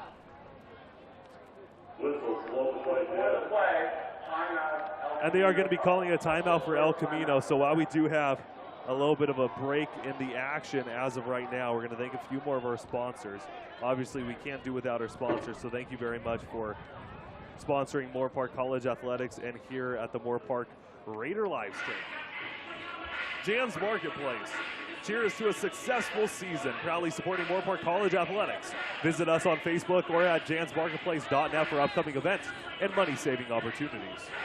The Hat Restaurant in Simi Valley since 1951. 67 years of serving the world-famous pastrami, burgers, dogs, chili. Open 7 days from 10 a.m. to 11 p.m. www.thehat.com. Latin Auto Group, family-owned and operated for over 45 years, always close to home. Located in the Thousand Oaks Auto Mall, go Raiders. Best wishes for a great year at Latin Hyundai Subaru. Stonefire Grill, where community is served. Proudly supporting Moorpark College Athletics at Stonefire Grill. For all your catering needs, call them at 855-SFG-TO-GO or order at order.stonefiregrill.com. Go Raiders.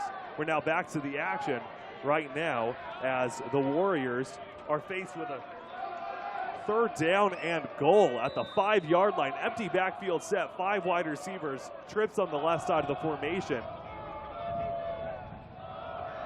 It's going to be a reverse, an end around, going for the pass back to the quarterback. They use the Philly special. Well, they did. How about that call? Wow, you see something new every day in a football game. A brilliant call. A brilliant call there to get Moorpark's defense napping.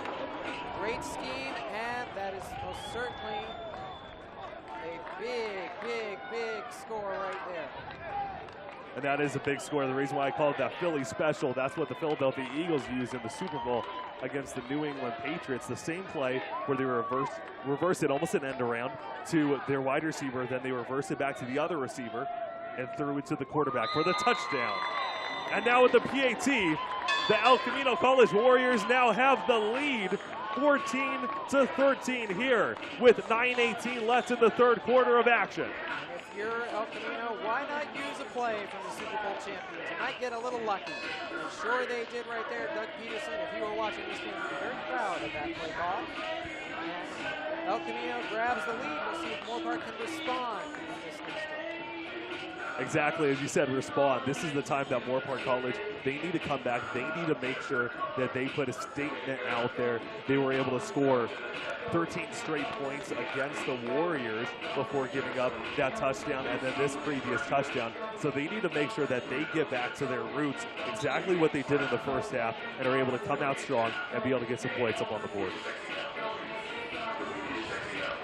And also Vinny Corso completing some passes now. Maybe he has a little bit of confidence brewing. And if you're Corso, it's all about being a game manager. That's what, in my opinion, most coaches would ask for in a situation such as this. Be a game manager, just being able to do your best in this situation. Exactly, and game management is all about knowing the situation, knowing the time, knowing your personnel, and making the right decision. As they're receiving at their own 10-yard line, that's Kyle Peterson, number 13, able to push the pile all the way past the 35, and the pile keeps going. They are going to say that he stopped momentum, obviously with both of the lines kind of coming together, so he's going to be stopped at the 38. The 38, good field position for Moorpark. Again, Corso just needs to be a game manager, as we spoke about. Stay composed. We can talk about skill set, but I think the most important is to just be able to read defenses the best way you know how. This will place it at the 38-yard line. First down, Moorpark. So now coming out, it's a first down and 10, ball on their own 38-yard line. Good field position right here for the Moorpark Raiders, and actually a switch at the quarterback position for Moorpark College, and he's going to be brought down with a sack. That is the redshirt freshman, at least he used to be a redshirt freshman, prior to bringing him up for this game. That's number 10, Troy Smith. And an interesting decision, I think, right here. Corso, in my opinion, was doing a pretty good job of working the offense in the first half. Interesting decision to go with a new quarterback here. Maybe it was dependent on the last drive for the defense, the fact that El Camino got the lead. And also maybe with Troy Smith, it is going to be a handoff up the middle. What we saw from Vinny Corso is he wasn't really extending drives. He wasn't really marching down the field, so maybe needing a switch in that. That's why they bring out Troy Smith. But Troy Smith, for those of you that do not know him, he is a freshman quarterback, 6'3", 180 pounds, from Birmingham High School out of Van Nuys, California. Now set up with a third down and 15. And the concern here is that if Smith has not gotten reps with the first team on the field right now, it's very hard to get that chemistry going. Yes, the chemistry is very important, as there's going to be another fumble, a must snap. Troy Smith just trying to get out of the pile, and he's going to be brought down with a sack. Two straight botch snaps and some fumbles to start here. Some miscommunication in terms of play calling. We'll see if Smith, if he comes back in for another drive, can get things moving for the offense here. They're going to have to punt in this situation. Yes, especially with it being a fourth down and 25 right now for Moorpark College. And now the momentum is also squarely on the side of El Camino. You come off of that touchdown, you get a major stop, and you're already getting the ball back, trying to extend your lead. Yes, so now Warriors coming out on the defensive side and also stopping Moorpark College is going to be recovered right around his own 30-yard line. able to bring it back, brought down just past the 40. That's number 85 once again on the kick return. As we've seen, he's kind of a kick return specialist for El Camino College right now. He wasn't really listed on a stat sheet about who to watch out for the kick return, but Assam Burrows on punt return, has actually been pretty decent, getting them in good field position. And that is key in certain scenarios. Not looking at the stat sheet is so important in football because there's so many people that don't get a lot of playing time but can make one single impact that could determine a game, and that's what they can be remembered for. So great job by Burrows today for this El Camino special teams unit. Yeah, so now we have a first down and 10 for the Warriors. Ball at their own 43-yard line. 7 minutes left in the third quarter. It's going to be a handoff straight at the middle. Davenport only able to get about 2 on the carry. Going to be a second down and 8 coming up. And the run has been pretty well covered by Moorpark's defense today. Look again for some little bubble screen passes or sideline throws, trying to mix up the schemes that Moorpark might be seeing on the offensive side. Second down and 8 now. Ball at the 45-yard line, their own 45-yard line. Fake pass, looking deep down the field for Carrillo, and is just going to fall incomplete as Landon Alatorre and number 33, Dylan Chong, were coming up with the coverage. Very dangerous pass if you're El Camino right there into double coverage. You don't want to get it intercepted. In a very decent position for the wide receiver to catch it. Incomplete pass sets up a big third down. Yeah, it's going to be a third down and 8. Moorpark Raiders trying to step up right now as they're in a nickel package. Correction, actually in a dime package for the Raiders. Bringing the pressure is Drew Mathis able to come up with the pressure, but Ivory Jackson able to come up with the sack for the Raiders. Great job by Moorpark's defense, able to stay home, keep their eye on the quarterback, and Jackson is able to break off the edge for the sack. Yes, Ivory Jackson, just an incredible game so far. Incredible season that is, as he's already third in California with 6 sacks, just behind the second place person with 6.5. Now having at least 2 sacks in this game. He could have been credited with a few others as assisted sacks as well. He is just padding his stats, but also helping his team while padding his stats. As we mentioned, he's from Texas Tech. For the Raiders. Coming over from a Division I school as well, so Timeout, big stop there for Moorpark's defense.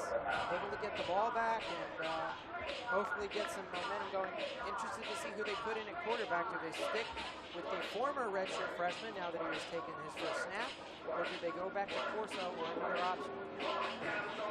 The Warriors are going to be set up with a 4th down and 16, so obviously a punting situation, but I say, even though Corso, he was doing good in the first half and in the third quarter, he wasn't really marching down the field. He wasn't getting those first downs that Moorpark probably wanted. He didn't have that confidence brewing. So with Troy Smith, even though I would say Vinny Corso be put back in, I'd say Troy Smith so that he could learn from his last drive and try to manage the game a little better. Give him some game time experience. But with this score, the risk you run is putting somebody who's inexperienced in could be detrimental. Not that it will be, but it is possible in this case. Now, would you put Vinny back at wide receiver, or is he done for the game? I would keep Vinny in the game as much as possible since he's probably the best or one of the best athletes out here for Moorpark Raiders. I try to keep him in as much as possible as Kyle Peterson gets the punt return to the 30-yard line. But now we're going to be seeing the Moorpark Raiders coming back out on the field. They're going to have the ball at their own 30. Vinny Corso, number 12, is out there, and it seems like I don't see any number 10 for Smith, so they are going to go back to Corso at the quarterback position. That is a good point you brought up, Justin, on the score and trying to make sure that you don't fall behind too far by putting in, let's say, you know, a system that Troy Smith doesn't know just as of yet, as Vinny Corso tosses it deep down the field. It's going to be overthrown, but the possible reason could have been because of pass interference as a flag's thrown. Haven't seen too many penalties today, actually, as I look back at the first half. Both teams have played very well and very composed as this game has gone on. There was just a few moments in the second quarter where there's back-to-back penalties, but as you did mention, not too many penalties in this game, as it will be a pass interference against the defense, as I alluded to. But Vinny Corso getting a first down off the penalty. Now the ball is going to be placed at their own 45-yard line. And the fact that there haven't been as many penalties means that if you get one in the second half, it means that much more, considering the time and score here. So on the first down and 10, Vinny Corso hands it off to Archibald. Archibald trying to get some room on the near side, and that's actually number 27, correction, Alex Tilley on the carry. Alex Tilley. Going to get about 3 yards on the carry, setting up a second down and 7. 33, Alfredo Reyes. Pretty easy run right there to the outside. Get you a few yards, set up a manageable second down. 5 minutes left in the third quarter of action. A 14-13 lead for the El Camino College Warriors over the Moorpark Raiders. A fullback is in. Almost a false start penalty against the Raiders, but Archibald able to find some room on the outside, cutting back towards the middle, able to get about 5 yards on the carry. He's going to be just shy of the first down marker by 2. We talked about that lateral quickness to the edge. That's how Moorpark likes to run the football. Good blocking, able to bounce to the outside, get a big gain. Third manageable here. Yes, it is manageable. Third down and 2 to be precise.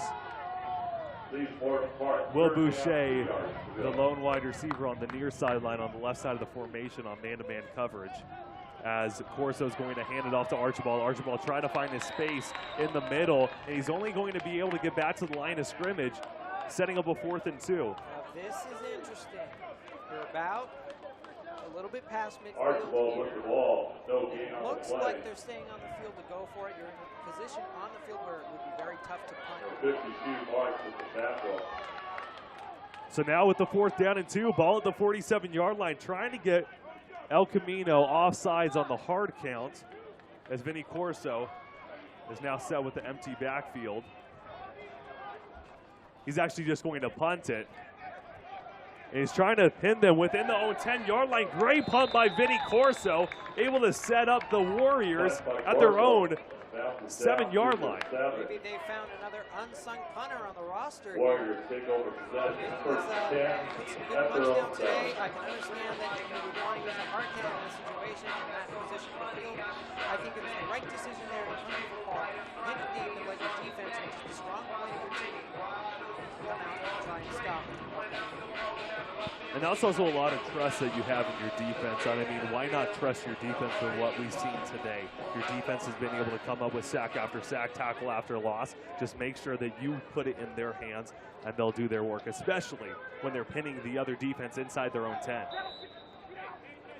So first down and 10, ball on their own 7-yard line for the Warriors with 3 wide receivers set, 2 in the backfield. They got 1 fullback in the strong formation. Perillo's going to hand it off straight at the middle, and the Raiders are all over them. It seems like the Warriors' offensive line would just push back. And if you're El Camino, if you're going to run the football right now, I would try some misdirection, maybe some jet sweeps to the corner. It seems like Moorpark is covering the middle of the field very well. So now that's going to be setting up a second down and 10 for El Camino.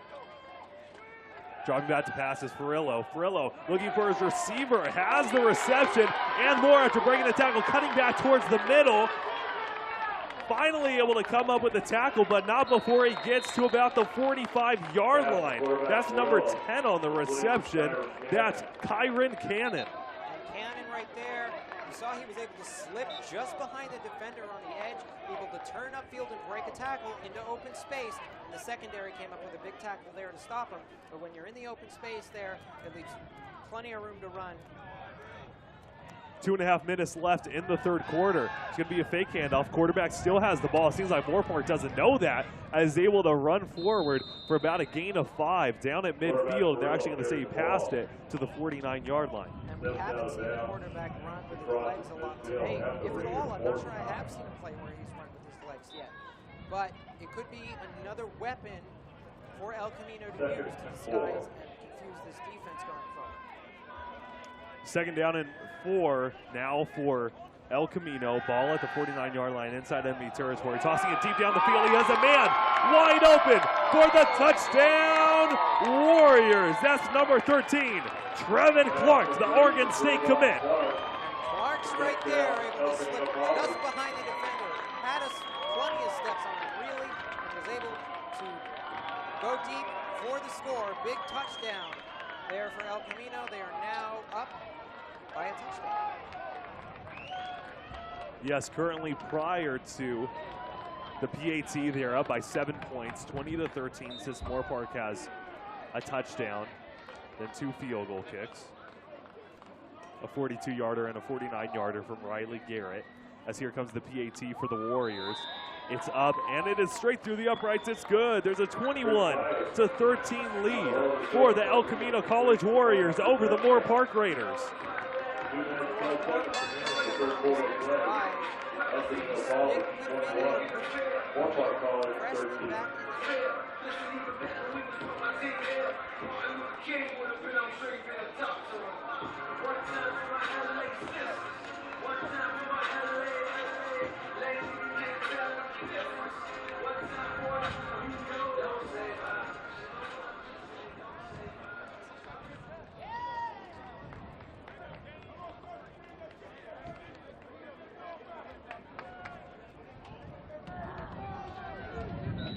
So now with just above 2 minutes left, 2:12 to be exact in the third quarter of action, a 21-13 lead here for the El Camino College Warriors over the Moorpark Raiders, now ready for the kickoff as Moorpark has been held scoreless ever since they scored their 13 points. They had a 13-0 lead in the first half as El Camino has scored 21 unanswered points against Moorpark.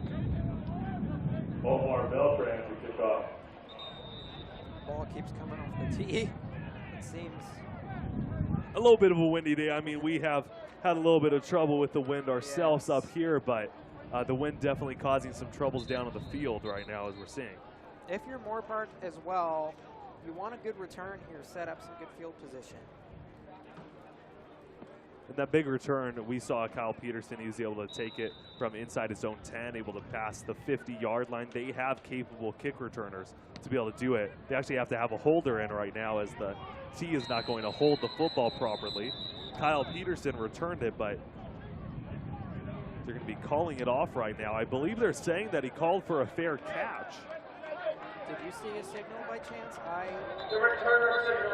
I personally did not, but obviously the referees had a better positioning down there, but interesting to see.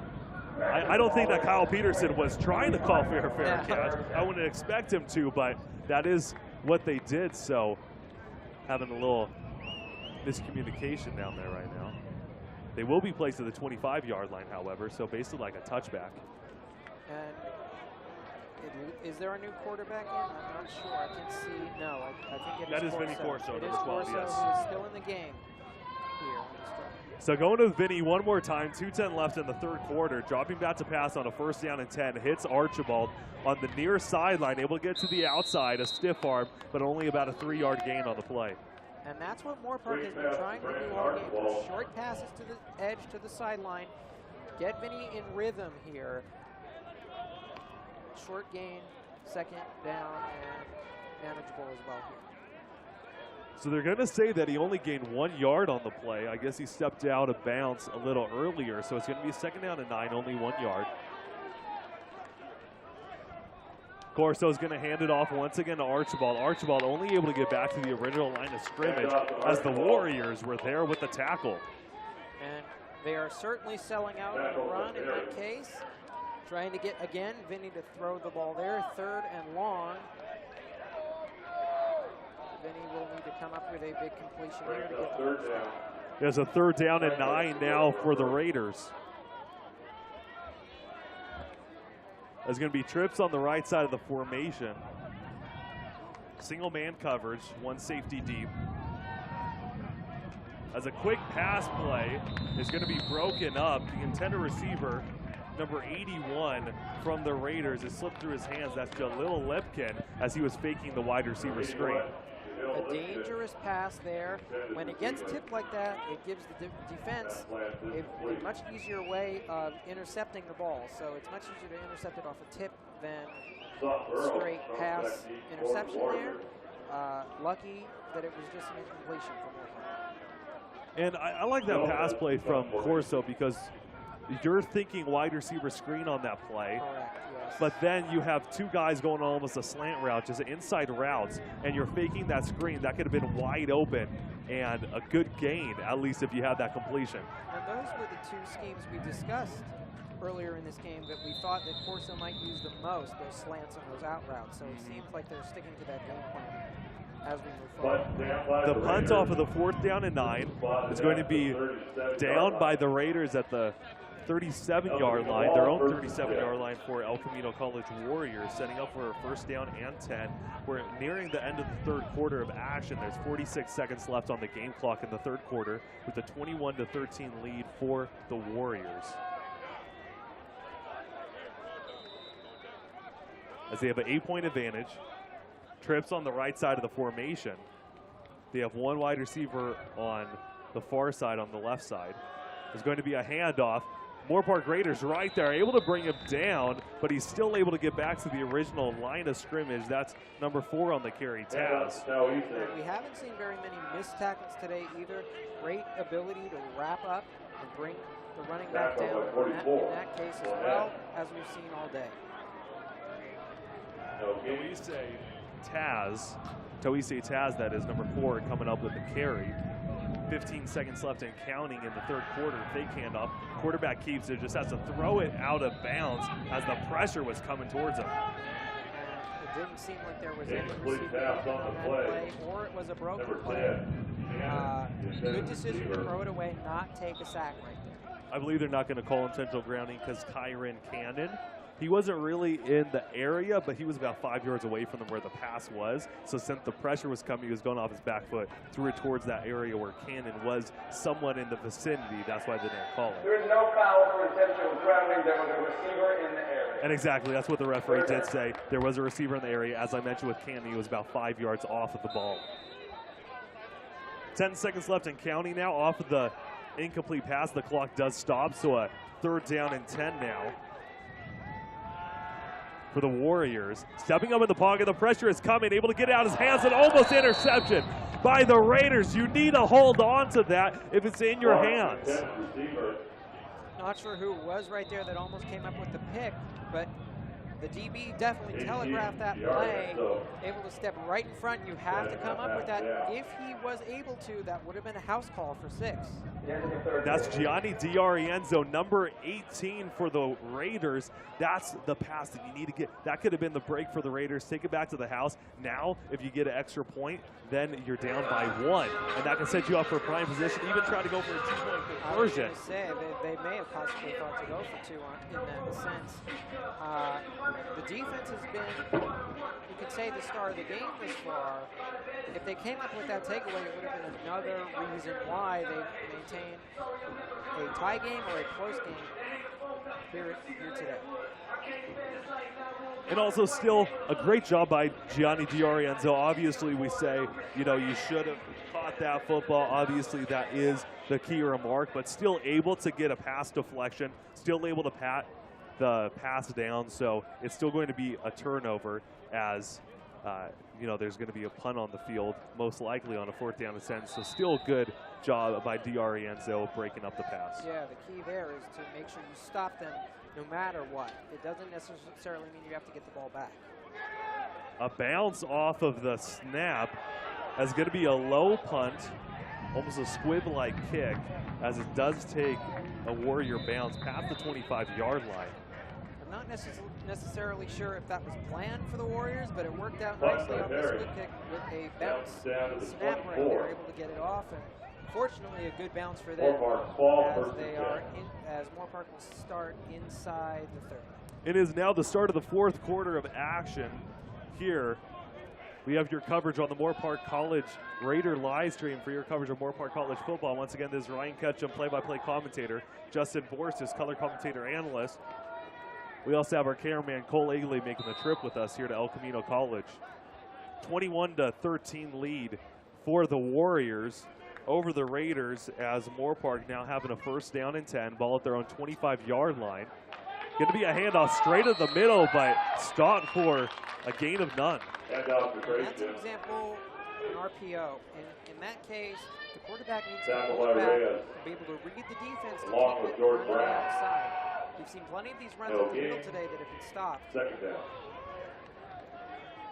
And exactly, on those option plays, the quarterback, you need to see where the ends are. You need to see where the outside linebackers are. You need to be able to realize that if you didn't hand it off on that play, then you could break it off for a good gain. But obviously, still able to get back to the line of scrimmage now. 2nd and 10. It's going to be a pass on a wide receiver screen to Sardi. Sardi able to get a couple on the game. And again, sticking to game plan with those screens. And in fact, we could say that this is Corso's arm, but in reality, this has been Moorpark's scheme for the entire year with other people at quarterback. So really, this is a game plan the entire team has followed. Raiders third down, 7 yards to go. Exactly, as you've been mentioning, just those short pass completions. The wide receiver screens, that's what they've used throughout the whole entire season with Bryce Viola, Ethan Postler, and not changing with Vinny Corso. As they're now set up with a 3rd down, it's going to be a 3rd down and 6. Rolling outside of the pocket on the near side, throwing across his body to Curtis Colliard, coming up with the acrobatic catch of the 1st down. What a catch. I'm not sure if he was shaken up on the play. It looked like he hit his head as he came down. It appears, did he get the 1st down? I'm not sure if that was an improvised quarterback draw to the right there, and then able to throw back across. Maybe not the intended plan, but good to keep the play alive and get the completion on that play. Very dangerous pass, however, on throwing across your body, but Vinny Corso luckily able to get it to the lead wide receiver of the season for the Raiders. Now on a 1st and 10, able to get a handoff as Jeremiah Creation able to get 2 on the carry. The run game has been stopped pretty much the entire day.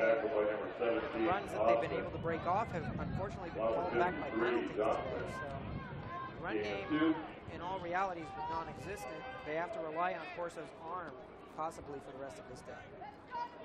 2nd down and 8 now for the Raiders. Still down by 8. Just under 12.5 minutes left in the game, as they're going to have the ball at their own 38-yard line. Corso looking for the wide receiver screen once again to Alex Sardi. Sardi could not catch the football. That's going to go incomplete.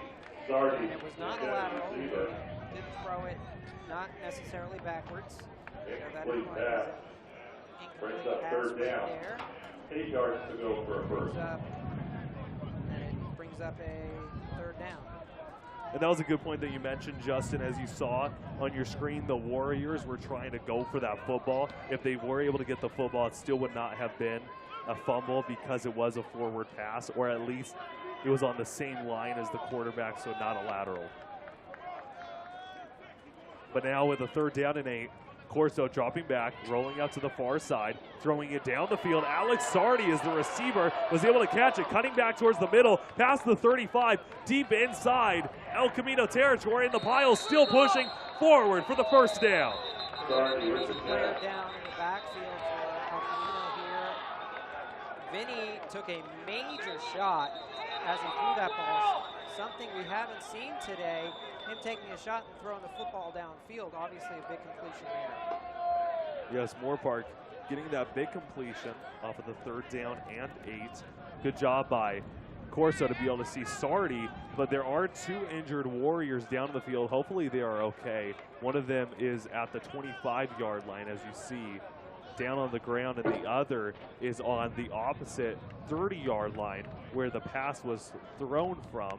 Hopefully both those players are okay. Obviously, no matter what team you're rooting for, you never want to see anybody go down with an injury, especially in 4th quarter action. So we do see one player up who seems to be walking under his own power, which is a very good sign.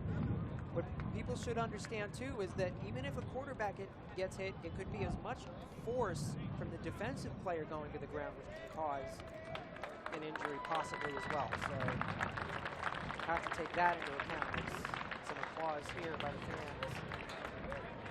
That's number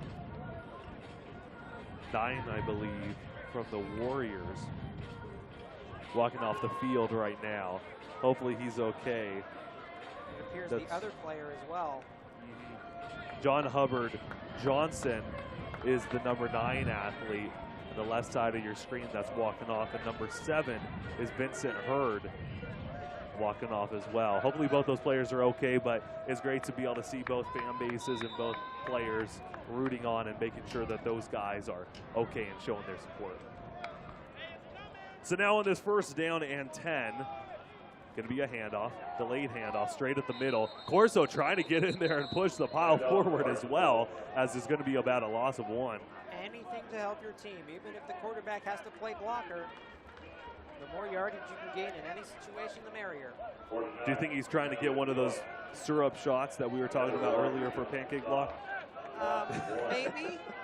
You know, it's too sweet for me personally. I don't want to have a syrup shot, but more power to you. If you want it, go for it. Why not? True, Vinny Corso is a lot about health and fitness, as he was able to pack on 15 pounds of muscle over the summer. But Vinny Corso lets his arm loose just outside of the hands of the defensive back as he was targeting Colliard on the play, setting up a 3rd down and 11 off of the 2nd down and 11 throw. He threw the ball obviously overthrown, but either there was a miscommunication between Corso and the wide receiver right there, or just an underrun route. Yes, Curtis Colliard was well shy of that football, about 10 yards shy of it. But now is going to bring up a 3rd down and 11. 11-12 to be exact, left on the game clock in the game. Could be 4-down territory in this scenario here as well. Especially at being at the 28-yard line of the opposition. Vinny Corso letting it loose. Once again, miscommunication on his part with the wide receiver. The wide receiver is going on a comeback route, Alex Sardi, and he was throwing it like he was going on a post. And usually, if there's miscommunication on 2 straight plays, that may be coming from the offensive coordinator as well. Because multiple parts are not on the same page in that scenario. It looks like they're going to go for a very long field goal. We've seen Garrett's leg work some magic today. See if they can put more points on the board. Riley Garrett, as you mentioned, back out on the field attempting a 45-yarder. Has a 42-yard field goal completion and a 49-yarder. Hey, why not split it down the middle for a 45? It looked like it got blocked. It did look like it was tipped slightly, as it still had pretty decent power on it, but obviously not Riley Garrett power, as it was blocked by El Camino. So after that missed field goal attempt, it's still a 21-13 lead for the Warriors over the Moorpark Raiders. Raiders trying to get back into this game as they had a 13-0 lead, but still find themselves down by 8 in this contest. And I think people might underscore that block field goal right there, considering there are still 11 minutes left. What that block can do is it can give the offense time to run out the clock a little bit more. It's a lot bigger in scale, to be quite honest, with the time on the clock here. And also, if you think about it, they still stay up by 8 points. It would have been a 5-point lead, and that means that Moorpark, they don't have to go for that 2-point conversion later on in the game. So that could have opened up wonders for Moorpark, but off of the handoff, Davenport is going to be loose, and it seems like Moorpark recovered it. They did, and gives a second chance at life here for Moorpark. They're going to try and score on this drive. Now they're clearly in field goal range. Just to start. That's number 20, Tavius James, coming off with the fumble recovery. And they look to capitalize now. Big touchdown. And I'm not sure if they would go for 2 in that scenario. We'll have to see even if they score. We're not sure yet, of course. But, I agree with you, though. If it is in this situation and there's still over 8 minutes left in the game and I'm able to score, I'll still go for the 1-point conversion. Just go for the... You have time. Trust your defense as well as they played today on a 1st down and 10. A quick pass out to the near side. That's the running back, number 27, Tilley, on the reception. Good open field tackle by El Camino right there. He had plenty of room to run to get another 10 yards at least on that reception. Exactly. It's only going to be a 1-yard gain and still instead of being able to get that 1st down, as you saw a lot of space in front of him, a lot of real estate. So now with the 2nd down and 9, the ball is placed at the 26-yard line of El Camino for the Moorpark Raiders. Quick pass is thrown to Kyle Peterson, but he just wasn't ready for it. Wasn't able to come up with the catch. And what I'm seeing from Vinny, a lot of underthrows, but also a lot of throws with too much velocity. It leads to some bobbles. It leads to some complete. Raiders 3rd down. 9 yards to go for a first. But From the Warriors, so too much velocity out of his arm, which is causing these Moorpark receivers to miss the ball. Exactly, trying to find how much mustard to put on the dog. A little too much on that time, a little too little on a few other times on the 3rd and 9. Getting out of the pocket to the far side. Pass is complete to Kyle Peterson. He dives forward, still looking for the side. It's going to be a touchdown, Raiders. There is going to be a penalty flag down in the backfield right at the 35-yard line. Trying to see, it looks like that could possibly go against the Raiders, and it will, but a great pass nonetheless from Vinny Corso. Sure, I care about that. If I'm the coach, I care about that penalty. I don't want that to happen, but look at the pass that Vinny had, getting outside of the pocket and still making that correct throw. And we haven't seen that today out of Vinny. He hasn't taken stepping up into the pocket a lot, or improvisation as we've seen there.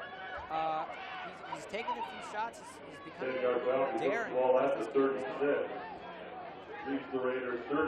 One thing as I do say that, you're still going to be highly disappointed with that holding call, that penalty. That's inexcusable, but still, seeing Vinny Corso being able to throw the ball like that, laser it in on the run to Kyle Peterson. Look for a string to get back into the roll. 3rd down and 19 coming up. Vinny Corso looking deep down the field once again. Gets outside of the pocket to the near side, just tosses it up in the end zone. Curtis Colliard is there, a little pushing and shoving. No penalty flag is thrown as the defense trying to plead their case, and it's going to fall incomplete. Great coverage there by El Camino. Not sure why they would be pleading for a flag as it's 4th down, but good coverage there. This would lead to one thing that I did see over there, Curtis Colliard, after he ran his route, he did push off. He pushed off a little bit on the defensive back to make sure that he could jump backwards for that ball, but he was also getting pushed back, so it could have gone either way, but the refs just made sure not to call it. But a 4th and 19, offense still on the field. And usually what I can see is the refs try not to call that because it is very tick-for-tack kind of a play where no one side is getting the upper hand. Trips on the right side of the formation, now quads on the right side. Corso able to escape the sack, throws it deep down the field, but it's going to be short. Ryan Matlock trying to stretch for the reception, but he's out of bounds. It's going to fall incomplete. Just under 10 minutes left in the turnover on downs. I would have punted the ball. There's 10 minutes left, not under 8 here. You're only down by 1 score with a 2-point conversion. I wouldn't have taken that gamble if 4th down in that yardage. I think the yardage is hard to be able to determine if you're going for it, but not a bad play there as the ball's only going to place at the 36-yard line, still on their own side of the field for the Warriors. That's probably why they went for it since they knew they would still be backed up in their own end of the field. As going to be a 1st and 10 from their own 36 for the Warriors. Just under 10 minutes left, 9:59 to be exact. A 21-13 lead for El Camino. It's going to be a handoff. Inside zone run. Gets hit, but still on his feet as he's pushing forward. Going to be shy of the 1st down marker. Hand up to 25, Going Graham. back to your point, Ryan, another reason you may want to go for it right there is because you've trusted Steps the out of defense bounds, so much that's to the this point. 45. Exactly, the defense has been very impressive as we do see number 25 right there for the Warriors. That's Raymond Graham, was able to break it loose for a 9-yard gain on the play. But the defense, other than that run, has been pretty impressive, especially on the run defense side. Trips on the left side of the formation for the Warriors. Going to be a handoff once again to Graham. Graham trying to find the open room, and he does for a 1st down. Graham with the ball. Right there. 1st down for El Camino. Down to Not number enough time to 2. run out the clock. We still need to mix in some passes here. Gain out to the 49. Gives the Warriors 1st down. And why not hand it off to Graham continually, just trying to make sure that you're getting those yardage and slowly running out the clock. There is going to be a penalty flag thrown as Graham is able to get to the near side, an 8-yard gain prior to the penalty. Possibly. Hand up is now easy. Penalty flag throw. Usually if it's thrown in that area, it would come back. Holding. Offense. And it will come back. You were right. It's going to be a holding penalty against the offense, against Fullerton. Correction, against the Warriors.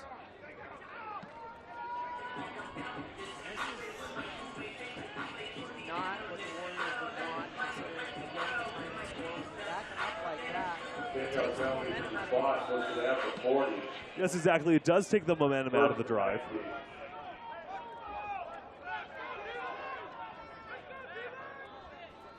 And now on a 1st down and 19.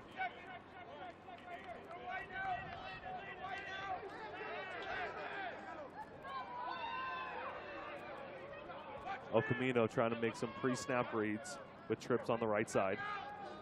It's going to be a handoff to Taz, but it's going to be a fake handoff. Quarterback is going to keep it. It looked like there was some indecision on that play. Possibly, I don't think it was a busted play, but I'm not sure if the quarterback knew what he wanted to do with the ball. And that was actually number 15, Aaron Thomas, the quarterback right now for El Camino. Loss of 3 seconds. As Farillo is out of the game right now. Interesting. Single back set. 2 wide receivers on each side of the field, balanced with just above 8 minutes left in the game. Fake handoff. Quarterback's going to keep it. He's going to be tackled down for a loss of yards off of the 2nd down and 19. Possible design QB draw right there. Moorpark is all over it. They've been covering the run well all day. 3rd and long. These Warriors 3rd down. Yes, it is going to be a 3rd down and long.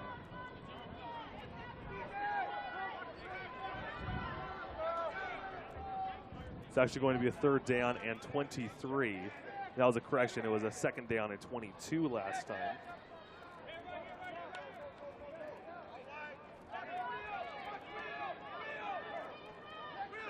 The same formation is setting up. Drawing back to pass, looking for the quick reception, but Graham drops it. It's going to set up a 4th down and 23. And one of the reasons Moorpark played so deep in coverage right there is because of the yardage situation. They're able to give up 10 yards, 15 yards there, and come up and make a tackle. Fortunately, the receiver did not come up with the ball. In their case, setting up a 4th and long. So Aaron Thomas coming out for El Camino College and not able to get the 1st down, having a loss of yard after loss of yard. On the 4th and 23, obvious punting situation, going to be recovered by Kyle Peterson. A fair catch was called right around the 20-yard line, and that's where the Raiders will start off. And going back to your point, the new quarterback in this scenario is interesting because Moorpark is only down by 1 score with plenty of time on the clock. So it was a very interesting move there to put in a new QB in this situation. And now the Raiders are in a dangerous situation as well, because now, with only 7 minutes left in the game, you need to go for that 2-point conversion if you score. Correct. It's necessary. Yes. You may not be able to get the ball back. Exactly. After this drive, so. And as we were alluding to, if you had more than 8 minutes left, then sure, go for the extra point kick. But since you have less than 8 minutes left, you have to go for the 2-point conversions. Vinny Corso slides down on the quarterback keeper, able to get about 9 on the carry. And that's what we discussed earlier in the pregame show that we hadn't seen out of Corso's bag of tricks, the ability to run. I don't know if that was a design quarterback run there, but he's able to pick up a solid chunk of yardage. It's going to be an 8-yard gain, so setting up a 2nd down and 2. As Vinny Corso has an empty backfield once again. Rolling out to the far side on the left side of the formation. Able to evade a few sacks, but he will be brought down. Almost fumbled the football. It looked like he caught it with his one hand on his left side. Well, the saving grace in fumbling the football is it could have possibly gone out of bounds based on where he was trying to run. Obviously a dangerous scenario. Good tackle by El Camino on the edge right there. Good lateral quickness to stop that play. It's now going to be a 3rd down and 9 for the Moorpark Raiders. Biggest third down of the game thus far. Exactly, with less than 6 minutes left. It does set up for a big third down. Single back set, trips on the right side of the formation. 5 seconds left on the play clock as Corso looks for the far side, and on the comeback route for Will Boucher, he overthrows it, incomplete, 4th and 9 coming up. And let me pose this question to you. It looks like they're going to punt, but would you have even gone for it based on where they were? I mean, they were inside their own territory, but with this time on the clock, they do still have, now that I think about it, they still have time to Exactly, and I think at their own 22-yard line, I think it's too dangerous of a position to go for a 4th and 9. If it's a 4th down and 1, then possibly, but not with 9 yards to go in at your own 22. That's setting yourself up for the Warriors having good field position as the snap is going to go between the hands of the punter, go through the back of the end zone. Is going to be a safety, tacking on 2 more points for the Warriors. They'll be up by 10 now, so they need a touchdown and at least a field goal, Moorpark now. And that changes the entire scenario of the game because you go from a 1-score game to a 2-score game. With 5:41 to go, it leaves almost no room for error and also an almost impossible choice not to go for an onside kick here, either now or with a few minutes left to go in this game. Well, exactly, and now it's going to be the safety punt, 41 seconds remaining in the contest. El Camino 23. After that. 13. But now we have a score after the safety. It's a 23-13 lead for the El Camino Warriors over the Moorpark Raiders after scoring 23 unanswered points for El Camino. 5:40 left in the game. Raiders now need 10 points at least to be able to come back, which can be. It's almost as if you need to go to a 2-minute offense with 5:41 to go just to conserve enough time for yourself. And that's not a bad idea, going hurry up, making sure that you get deep down the field as soon as possible.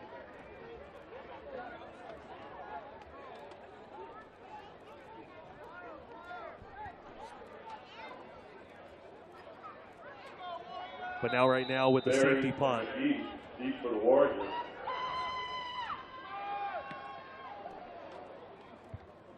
It's going to be recovered by the Warriors at their own 38-yard line. And it'll be interesting now. Does Moorpark on defense choose to conserve their timeouts, or do they use them on this possession and then try to score an onside kick? Exactly. It's going to be interesting to see how they manage the game. Most likely El Camino's just going to come out and run the football. I wouldn't expect them to throw the football too many times right now. I wouldn't either as well. As they still have their other quarterback in, number 15 right now. That's Aaron Thomas. It's going to be a fake pitch, and it's going to be a handoff to the near side. Able to break off a few tackles and get down past the 40-yard line for about a 3-yard gain on the play. And what Moorpark will do for the rest of this game most likely is sell out on that, anticipating that that will be the case. It's going to set up a 2nd down and 7, ball on their own 42-yard line for the Warriors off of that 3-yard run. The clock is going to continue to tick. And remember, the clock only ticks unless you step out of bounds or you get a 1st down, and the clock will stop until the ball is placed. Or you call a timeout, I think, as well, too, right? Exactly, yeah, if you call timeout. But at least with this, the clock will stop if you get that 1st down for a slight second as Graham is able to break loose for a 1st down and more. Drew Mathis finally able to bring him down as Landon Alatorre is unable to do so, and it's going to be a 1st down. Clock's going to stop for a slight moment as the ball is set with 4:39 left in the game. And in all reality, El Camino just sealed the game for themselves, being in plus territory. It looked like Moorpark could possibly have tried to sell it or run up the middle and break to the outside in that case. Gives the Warriors a 1st down. So with that 1st down and 10, prime field position right now for the Warriors, as they're not necessarily looking to score, but looking to make sure they seal the deal inside enemy territory with a 1st and 10 from the 31. If you're El Camino, look to snap with 2 seconds left on the play clock. As you see, they did snap with right about 2 seconds left on the play clock, as you were mentioning. It's going to be a quarterback keeper, and he's going to be brought down. Aaron Thomas, once again, he's brought down for a loss of 1 on the play, setting up a 2nd and 11. And this is at a point now where Moorpark might want to consider starting to use their timeouts, trying to conserve as much time as they can for themselves to try and score as well. Especially with only 3:45 left in the game and counting. It's going to be a 2nd down and 11 for El Camino. That's going to be 2 wide receivers on the right side of the formation, 1 on the left side. It's going to be a false start against the offense unless there was a timeout that was called. No, that should be a delay of game. That's interesting. Now, this is the other downside to running the play clock down. If you get a penalty, if you're El Camino, it's an unnecessary way of stopping the clock, which is not what they want in this situation. Exactly. They could have just kept the clock going if they would have snapped the ball at 1 second, 2 seconds, and been able to just march forward. Even if it was a 1-yard gain, they would have not had a 2nd and 16. They would still had a 2nd and 11, as the handoff is only going to go back to the original correction, back to the line of scrimmage they have right now. Is going to be brought down. Moorpark may want to use a timeout here.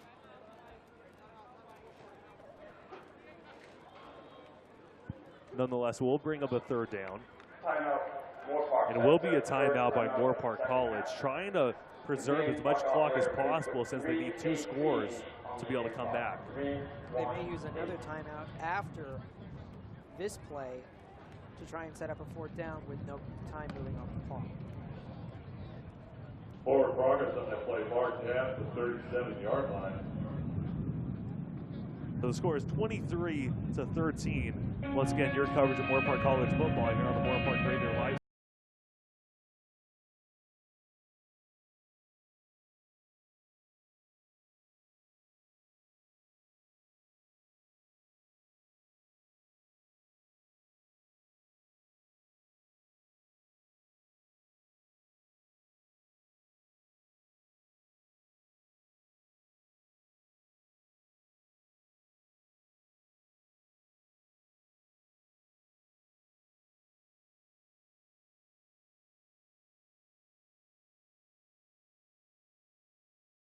Exactly, it will be tough. You need to have some deep plays. You need to have some conservative plays that go out of bounds if you're Moorpark to be able to march down the field. And we have not seen too much of either of those options from them in this contest. So if you're the Warriors defense, just make sure you play your same brand of football that you have been in this game. On the 3rd and 16, quarterback keeper, quarterback only able to get about 6 yards on the carry. If that, they're actually going to mark him for a 5-yard gain. And if you're Moorpark, I mean, one thing that can work into your advantage, most of the plays they ran today sort of work with that strategy. 58, Jordan Fry, the tackle on Out that routes, play. the screens, throws to the sideline. Exactly, and it can work with that strategy.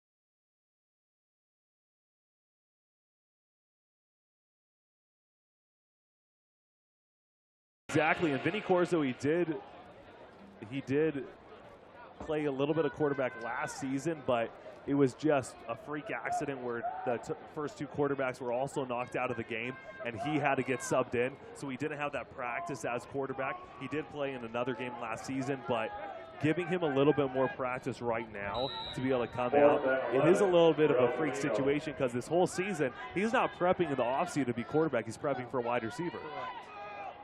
So it's basically a new start to this season with him at quarterback. 4th down and 11. Drew Mathis coming up with the sack for the Raiders.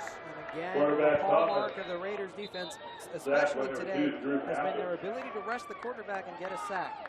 huge play there. It looks like they either have just used their last timeout or they no longer have any timeouts remaining. Well, it is going to be a turnover on down, so they shouldn't use a timeout right now. 3-0. They're resetting the clock, it appears. Yeah, so they were saying, as you were mentioning, 3 minutes and 6 seconds left on the clock for the game. Still down by 10 for the Moorpark Raiders. Having the football now with a first down and 10, ball on their own 40-yard line. If you're looking at Moorpark, they need to score really within the next minute and a half and then try and get an onside kick.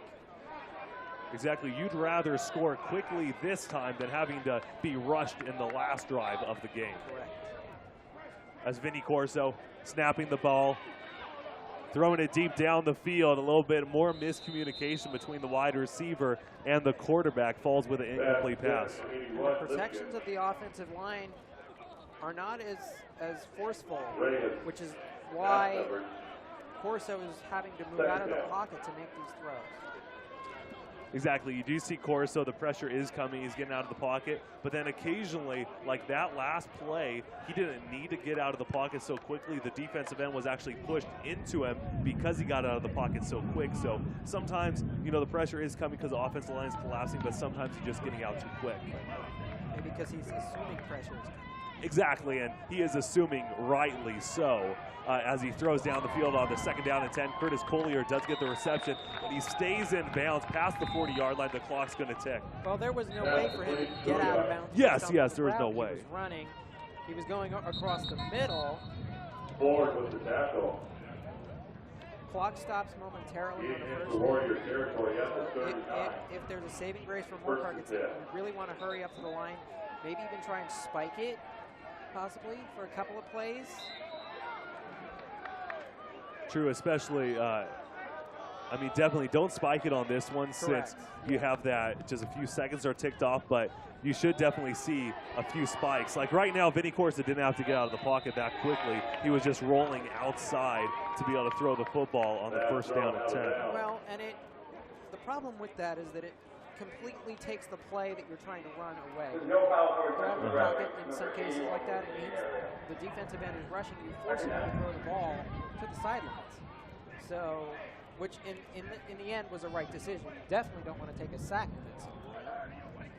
Exactly, and what you alluded to, it does take away half the field because it's a cardinal sin to be able to throw it across your body. Right. We have seen that in this game, however. And but I think it worked. The one time he threw it across, I believe it worked.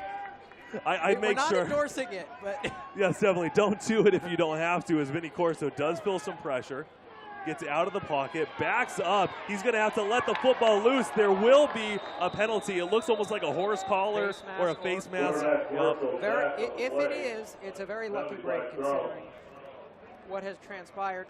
But I think there was a difference in that play than what we alluded to previously, which was him getting out of the pocket too quick.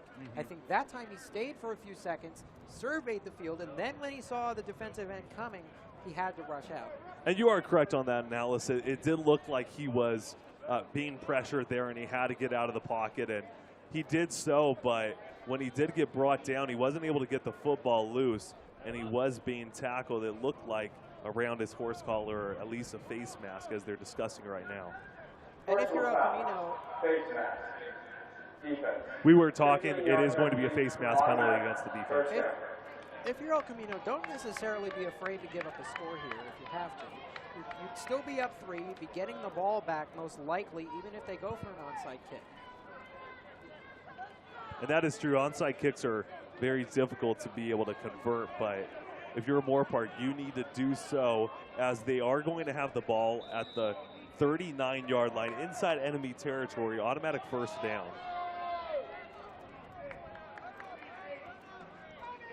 As Corso stays in the pocket, lets it fly deep down the field. There should be a penalty flag thrown, and there will be. Yeah, a little too much extra contact as Ryan Matlock hits the ground from the DB. It looked like the defensive back's hands were going right into the wide receiver's almost his face there. Able to obstruct.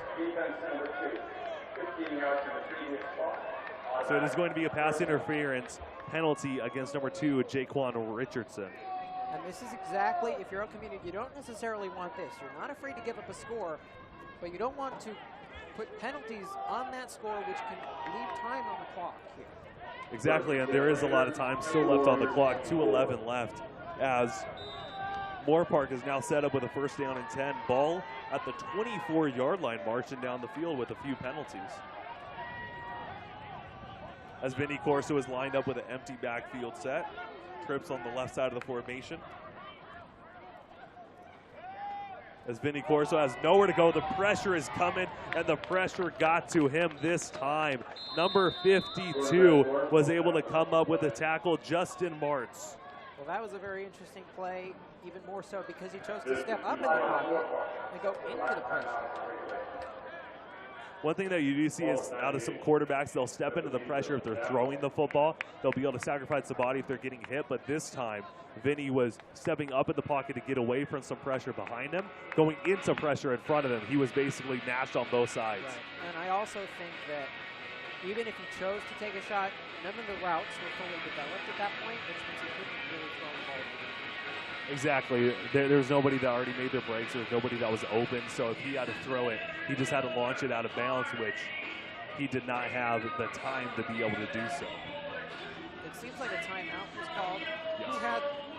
Who called it, do you know by chance? Because I'm not sure if Moorpark has any timeouts left. Was it Moorpark? We're not sure at this point. It seems like it might have been Moorpark, considering they wanted to move time off the clock. Yeah, so coming out of the timeout, just about 2 minutes left, 2:03 to be exact in the game. Still a 10-point advantage for El Camino College over the Moorpark Raiders, a 23-13 lead, as Moorpark is now set up with a second down and 14. And you don't need to get all the yardage back. It's clearly 4-down territory here.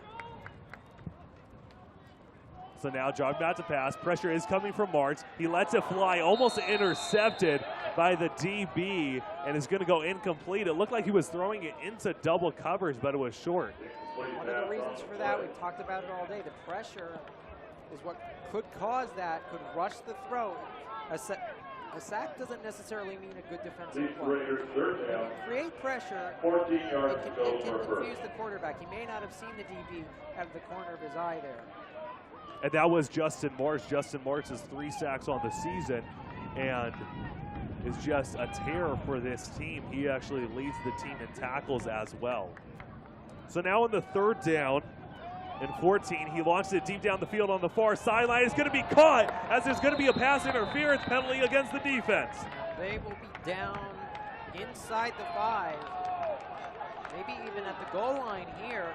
Prime position to score, and then, as we stated, you want to leave about a minute and a half on the clock to go for an onside kick. It seems that they are in prime position to set up for that here. And my, oh my, sweet cherry pie, a great grab right there from Ryan Matlock. He was able to jump up while falling on his backside, still able to catch the football, and the ball's going to be down at about the 3-yard line is what they're calling it. So first and goal at the 3, knocking on the door of the end zone are the Raiders. I'm honestly shocked that he was able to stay in bounds. Exactly. I'm shocked that he was able to stay in bounds too while he had to hit his back on the ground. Remember, all you need is 1 foot down in college. Exactly, and he was able to do so with a first down and goal. A false start. Yep. Both called it at the same time. We saw the same exact action. I believe it was it the right or left guard? Possibly. So it's still going to be a first down and goal. It's just going to be at the 8-yard line, pushing it back a little bit. Well, this does complicate matters because it doesn't necessarily. Game clock operator 2, we set the clock to 1:48. Play with it on 1:48. It doesn't necessarily mean you can run the ball. Exactly. I would probably not run it, even if I was at the 3-yard line. Because you want to conserve time. Exactly. Just try to get that quick pass. But now still a first and goal. Vinny Corso able to get outside, and he throws in the back of the end zone. It's going to be a touchdown for the Raiders. There are penalty flags on the field, however, but right now, at least from the rest ruling, that was a touchdown prior to the penalty. Ineligible player downfield. There was someone that was downfield that shouldn't have been there. It's going to be a penalty against the Raiders. So no touchdown on the play. Wow. And in all honesty, we've seen over the last couple of games that the penalties that have come against Moorpark have come near the end of games, hurting them the most in these scenarios. We also, on that last play, I saw that the defensive end for El Camino basically beat the offensive lineman off the ball, able to rush almost right into Vinny right there. So now, off of that penalty, it's going to be a first down and goal, ball at the 13-yard line. Vinny Corso, a nice pass in the back of the end zone, but it's not going to count. Rolling out to the near side, has pressure, able to get upfield, right around the 13-yard line when he threw the football, and it's going to be incomplete. Ryan Matlock was the intended receiver. I would not throw the ball in that scenario. If you look and see where Vinny was, he was about a foot away from the out-of-bounds sideline. The whole point here is not only to conserve time, but not to make mistakes in these scenarios. And not only was he about a foot off of being out of bounds, but he was close to the 13-yard line, which that would have been, an illegal forward pass because we've already been past the line of scrimmage, and that would have been a penalty against them as well. Could have been why he chose to throw the ball there, but again, smartly, he should have gone out of bounds, still save time off the clock. So now it's going to be a second down and goals. Ball still at the 13-yard line, 1:29 left in the game. Vinny Corso rolling out to the near side, trying to cross back to the other side of the field, but he's going to be brought down with a sack. You throw the ball away in that scenario. You cannot take a sack. You see, the time is Or 56 to going to 9. be ticking off the clock right here. And now it's third goal. Basically out of the third goal type of scenario, 35-yard line. Exactly. I don't think I've said that too often. Third down and goal from the 32. As it's 1:15 left and ticking, they need to make a decision quick. Vinny stayed in the pocket, throwing it deep down the field to the far sideline. Ryan Matlock's the intended receiver, and it's going to fall incomplete. Almost looked like it was an interception, bringing up a 4th and goal. Obviously got to throw it. I wouldn't even be shocked if they tried to go for a lateral. With the amount of yardage, oh no, they're going to kick. Here's they're going to kick here. And not a bad decision, especially with Riley Garrett's leg. I might have gone for it in this situation, but I don't think either decision is a bad one, considering where they are on the field and the time on the clock. exactly, and down by 10. Go either way. Riley Garrett now attempting a 49-yard field goal attempt. He knocked one down from this range earlier on in the contest. He has enough leg. It is up, and it is no good, however. Not a bad call. Not a call you can go back and say that was the wrong one to make. Exactly. There was, it's almost a win-win scenario in the sense that if you have an incomplete pass, the drive is over. If you get points on the board, more power to you in that sense. And Riley had already made one, not only from that range, but that range was high. And he already made 2 on the field goal. And you saw it, he had enough leg to be able to knock it down. It's just the accuracy wasn't there on that kick. Left or right. Or maybe even, well, if he had enough leg, it wouldn't be short. So now it seems like the game is all over on the first down and 10. Obviously take a couple QBs right here. As the clock is now ticking down, 50 seconds left in the game and counting. And the Raiders coming out, starting 13-0, quick, getting a defensive touchdown and then getting 2 field goal kicks, 42-yarder and 49-yarder for Riley Garrett, just missing this 49-yarder. What do you got to say about the Raiders' performance today? Because I thought they really stepped it up in this game. Yes, their effort was tremendous. The road brings something out of that I haven't quite seen this year. It honestly was the best, I think the best game Moorpark could have played given the scenarios that he did. They are down a couple of quarterbacks currently. You put in a guy that is normally at a wide receiver position to play QB, and you only, in this case they lose, but in my opinion, they lose by a respectable score. They lose by a score which means they put up a fight, and I think that there's a lot that they can learn from. They did put up a fight. The defense came out strong. Drew Mathis, Dylan Chong, DJ Turner. Ivory Jackson, some of these athletes that you hear the name of every single week that make big-time plays, made big-time plays in this game. Vinny Corso, you mentioned the quarterback situation, didn't do a terrible job, was still able to manage the game slightly, just not able to move down the field offensively, and that's going to be a problem when your quarterbacks are out and you're trying to get a quarterback play out of your wide receiver. So he probably played the best that he could, as we were mentioning. I will admit that if Vinny is the quarterback in the court, we don't know the situation with Colson yet. But if Vinny is the quarterback going forward, I assume and I hope more from him in the coming weeks, he could have the reps with the first team. Exactly, and you'll see that with the chemistry building as well, as him being one of the starting wide receivers, being thrown in the quarterback position. He already knows the system, but being a quarterback is much different. The guys are running at you, the defensive line is in your face, and you have to make the decision instead of just running the route. In this case, I don't think you could ask him anything more from him. Exactly, and he did a decent job. So not a bad job by the Moorpark Raiders. They will fall against the El Camino College Warriors by a score of 23-13. Gave out 23 unanswered points. What do the Raiders need to change in the upcoming games, and what are your kind of last thoughts of this contest? Well, the defense has been solid. I actually think intensity on the drive. Offensively, maybe even, like I said, a little bit of the system. I know they've used that throughout the last couple of weeks.